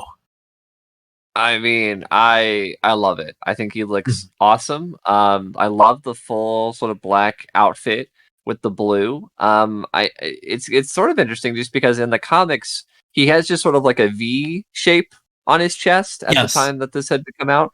This gives him a full bird logo, and now this logo tends to pop up in animation and all sorts of like other comic books. So like this show invented the more bird shaped logo for him, but I love that it's all black except for the light blue. Like I think that pops so nicely. I love that about it. Look, is this do we need Nightwing on the show? Like, does he need to be needed? What does that mean? Like, I feel like he should have his own show, not in this show. Oh, well, I mean, listen, I would love a Nightwing show, but at the same time, you know, Dick Grayson was a big part of the animated series, so it's cool to see him kind of like evolved. Because what I like about Nightwing a lot of the times is it feels like Dick Grayson doesn't want to be like Bruce, you know, like he wants to kind of change, but he basically becomes Bruce. Like even when he tries to not be him, like, you know, Lauren Lester, he's still voicing Dick Grayson in this. His voice is like deeper and cooler, and he's acting all tough. You know, he's not Robin anymore. He's Nightwing, but he's basically just Batman. You know, like he's become like is his father figure in a sense. So like, I like that about that. I like seeing that sort of character evolution of, you know, he used to be this like cocky guy, Dick Grayson, Robin, but now he's serious. You know, he's doing his own thing. So yeah, I would have loved to see Nightwing in his own solo adventures, but for here, he's used very sparingly. He's not in that many episodes, so when he is, I'm happy to see him. I see it online. Like, I also love this Nightwing here, but is he more of an emo-er Batman? This character wise, he's got an attitude, and we'll get the sort of backstory. You know, that is that's one of my all-time favorite episodes. We'll get to it eventually, but so we'll see why. But I like this sort of grown-up Dick Grayson who's kind of done with Batman stuff. He's like, this guy. But it's like, nah, you guys are the same. You just don't, you know, he's rebellious in a sense. Yes. He wants to be his own man. Oh, we'll love to be that. Nightwing, here we go. Bat prepares to take off, tucking his binoculars behind him, and raises his crouch position to a majestically raises his arms, releasing wing-like material, leaving Batgirl smacked without a word. He leaps from the tower and scoops down into the field of battle, leaving Batgirl and Batman in the dust. Nightwing's initial approach is to precisely glides in to knock out first of the goons, then leaps towards to the machine gun and takes him out with the same stunning movesets he has. Suddenly, another guy runs up from behind, and some crates unleashes Nightwing's weigh dozens of bullets. But the Junior Dark Knight, however, is too fast and hurls a batarang, disarming him, and then launches two more guys that nail the man to the crate with the pinpoint accuracy. Good stuff by Nightwing here. It's not over yet though, as the fourth guy on the forklift driver tries to run him over and with the vehicle when Nightwing hops upon the forklift with ease, the thugs immediately realizes that the lumbering pieces of machinery is nowhere near for a match with the Gotham's most athletic hero, and pulls out a nearby pistol and opens fire pinpoint blank with lightning fast reflexes. He dodges the bullet, grabs a hold of the fork, and swings around the side, knocking the man out of the seat onto the ground. He hasn't much time, though, as he jumps off to the forklift and races towards the dock and to the water. With a smile of satisfaction over a job well done, he dusts himself off, quite unaware of what's coming behind. Batman spooks a thug, one of the gangsters we have recovered, picked up a piece of lumber and is charging him down. In spite of the fact that Nightwing is lost in his own world, the thug still cannot get a hit on him because Batgirl is there to save his hide. She kicks the guy into the crate with a lot of power. Nightwing isn't impressed and claims that to have seen him and could have handled it on his own. While they're chatting, another man comes up and she deals with him in the same manner, further enraging Nightwing. Finally, a third man gets up and runs for it. Nightwing gives chase. The man turns the corner and sees Batman leaning casually against the stack of crates. He stops his tracks by seeing how Batman doesn't take any moves. He slowly continues to creep away and then bolts. Dick is hot on his trail, and while he gets to Batman, also pauses until the senior knight says, "He's all yours." As Nightwing continues the chase, another person gets involved. Catwoman, observing what is going on, decides to enter the fray. Just as Nightwing's chase is getting cold, the prey is thrown out, bound and gagged from behind the crates, thinking it was Batgirl who did it. He repeats that he doesn't need any help. He soon sees his error as a seductive Catwoman tells him it's a present, blows him a kiss, then disappears into the night. We get a new look, a new design of Catwoman. Do you like this look? I do. I'm a little conflicted about it, but I think I do like this look. I will say, originally, back in the day, I don't think I liked this look very much. She has like a stark white face. Once again, I was talking earlier about how like if you've got white, it's a little bit of a blue tint to it. That's kind of going on here. But I like the sort of black cat kind of look to her.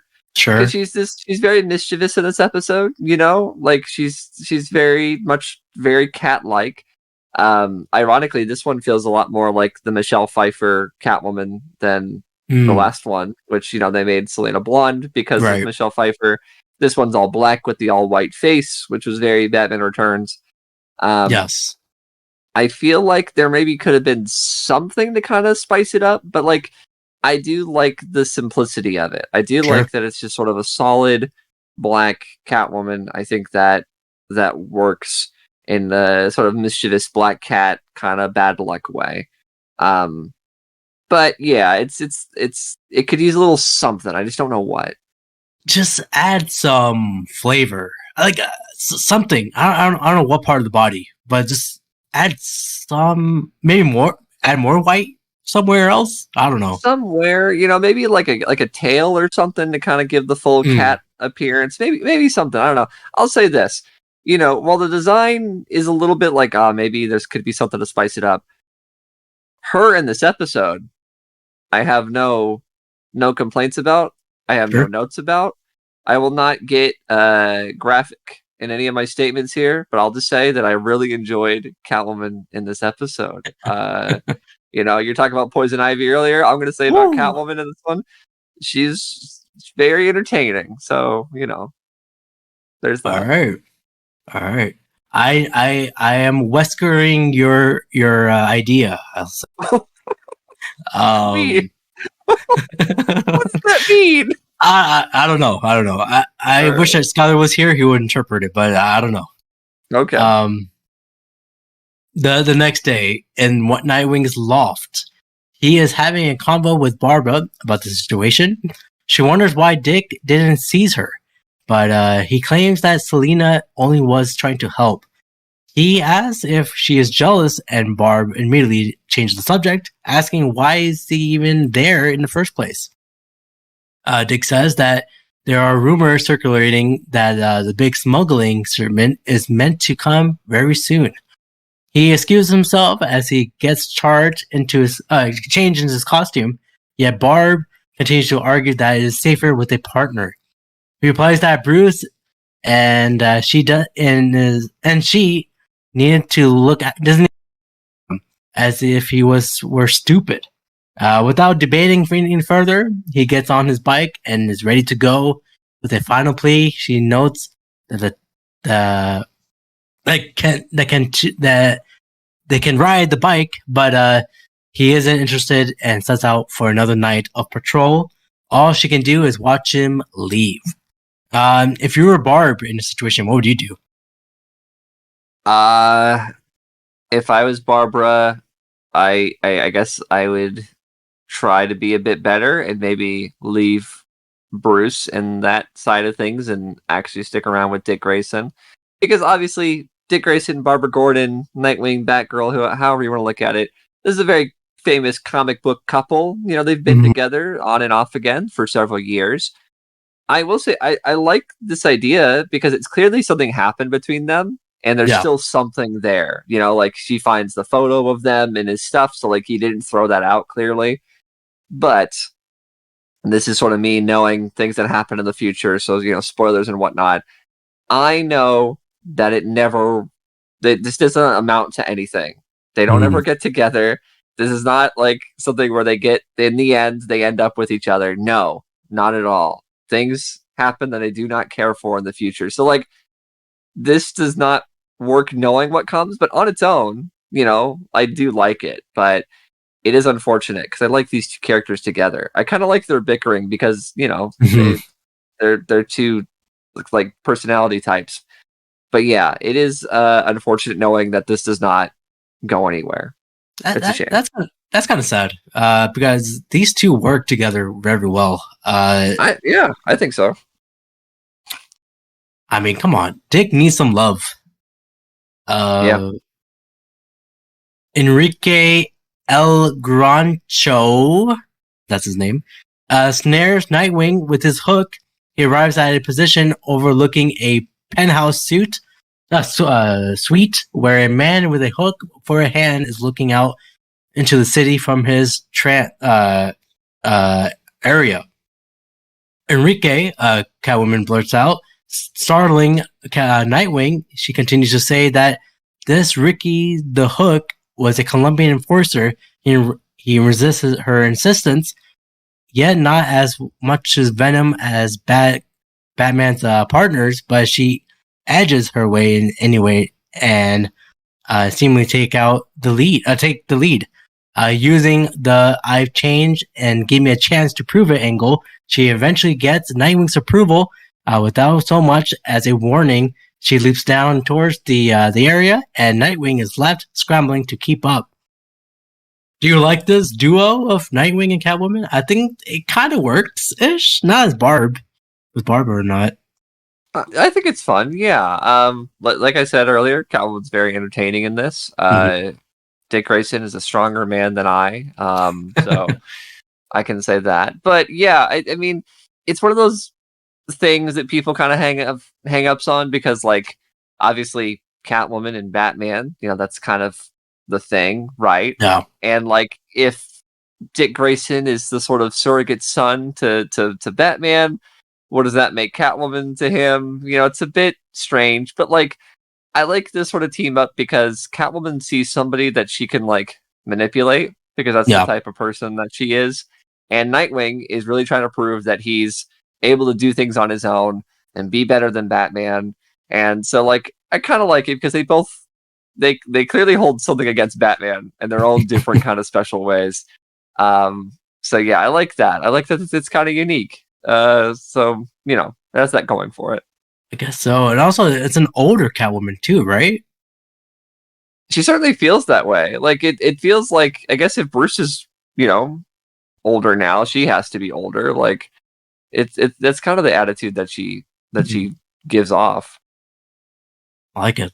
Well, they creep into the house and soon access shipping schedule documents on a computer. Just as he finishes, he comes in with the hook with the two goons, but Catwoman has vanished, leaving Dick to believe he has to be set up. Despite what may be thinking, she has not abandoned him and scoops down to knock out the two machine guns. The gunman. Enrique is caught by surprise, and Nightwing, that to his advantage, punching him out. That's not enough, though. He gets up and tries, and so it's time for Selena to try. But they merely buys them time, and they have to flee. The gunmen pursue them, and they have no choice but to dive into the pool below.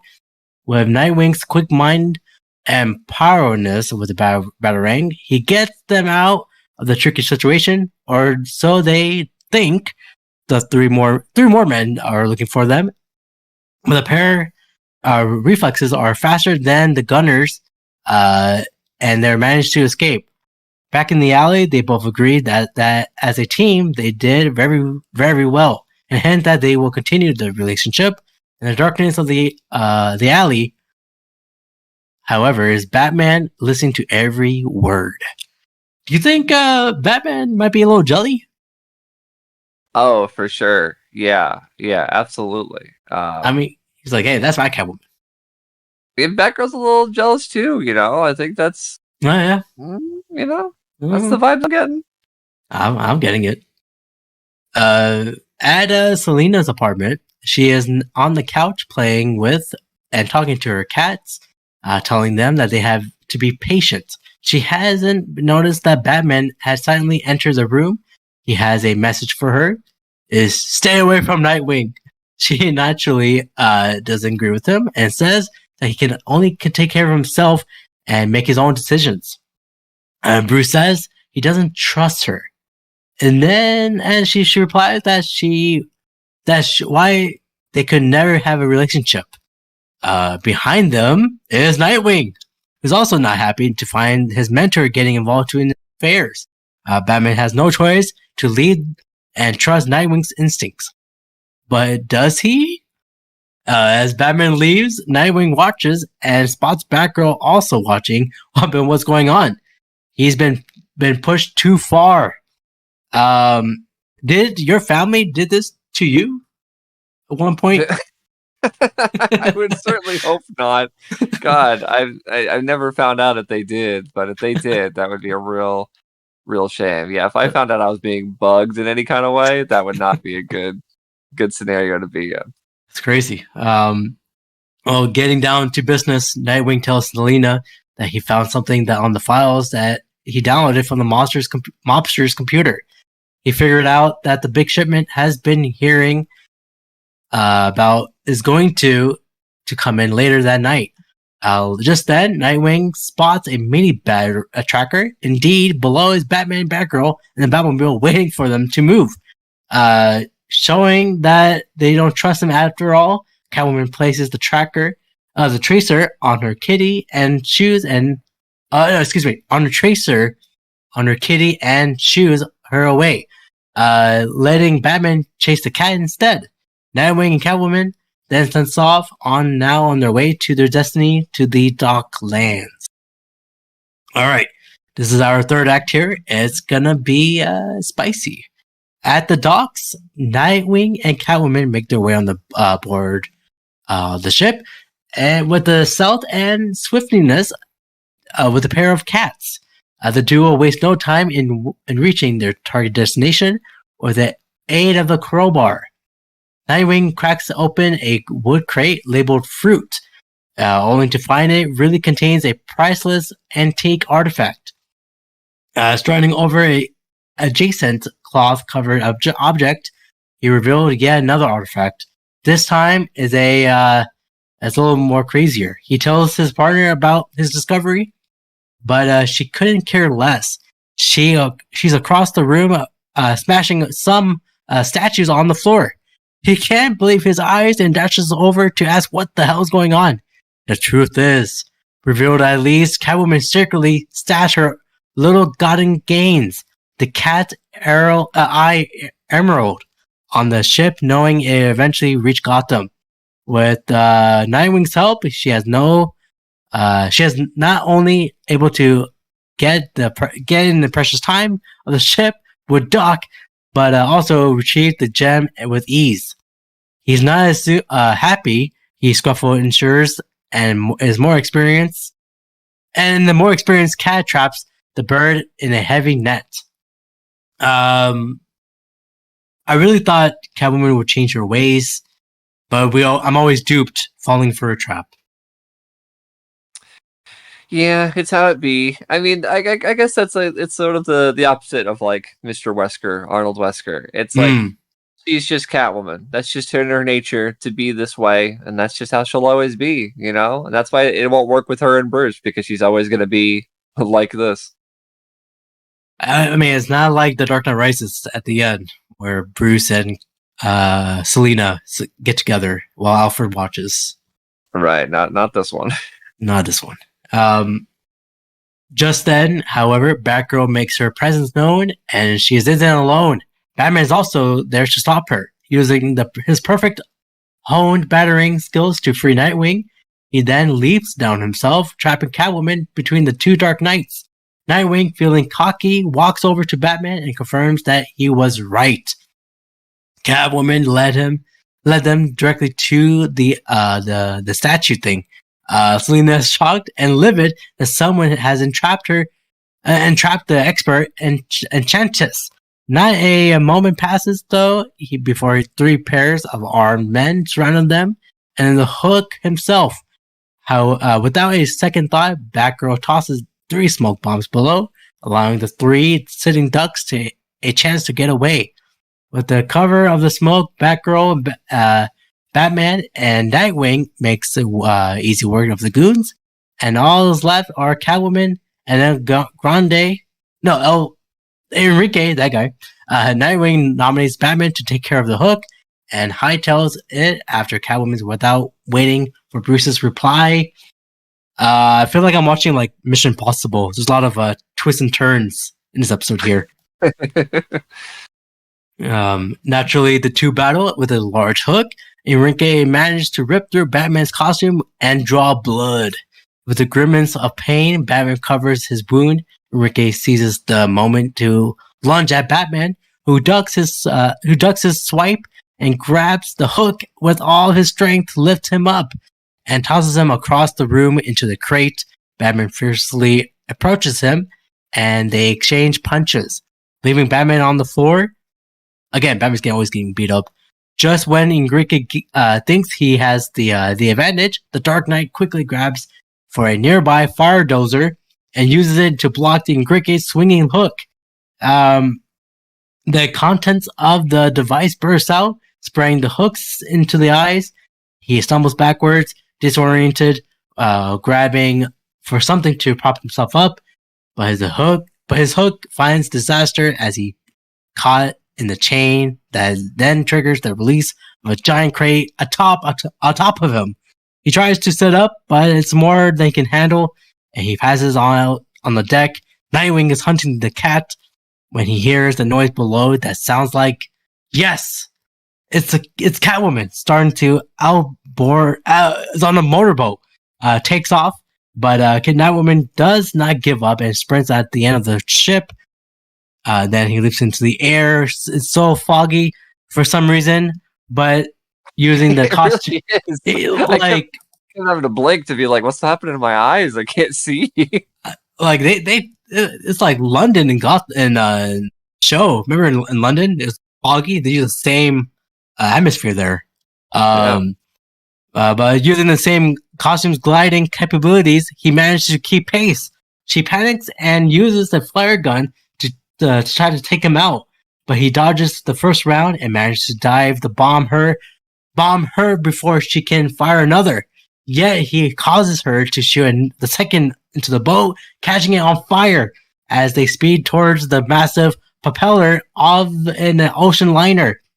The two struggle, and finally Nightwing grabs her and jumps into the water. They manage to stay afloat on a piece of some like waterbed or something. Catwoman is on. Yeah. It's like blood of the boat. Yeah. Catwoman unconscious, and moments later, Batgirl arrives with the Batboat to pick them up. Whew! What a crazy episode. Catwoman was duped.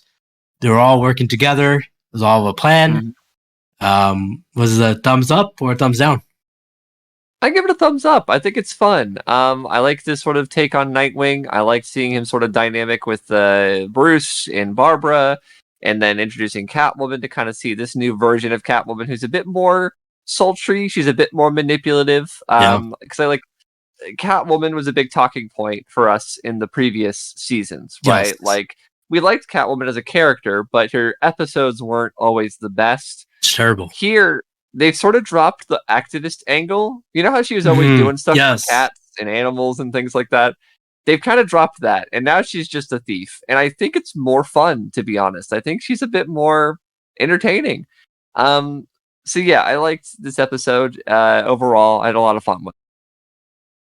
Yeah, it's also a thumbs up for me as well. I feel like a great introduction for Nightwing here.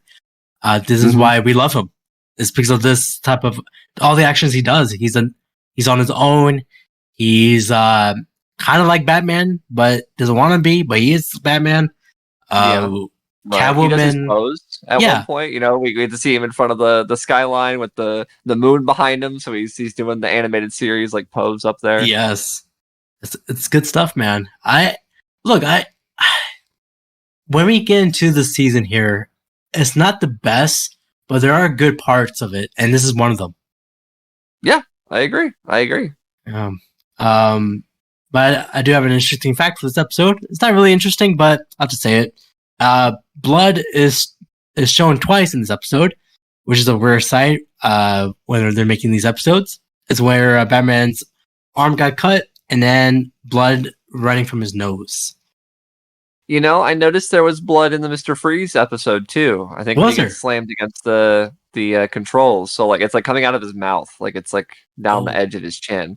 So like yeah, this show has more blood. I don't know if that was like a thing involved in the channel, because the original show was on Fox Kids, and this I think was in Kids WB. So maybe that was Kids WB was lighter on. They didn't care as much about the blood. I don't know.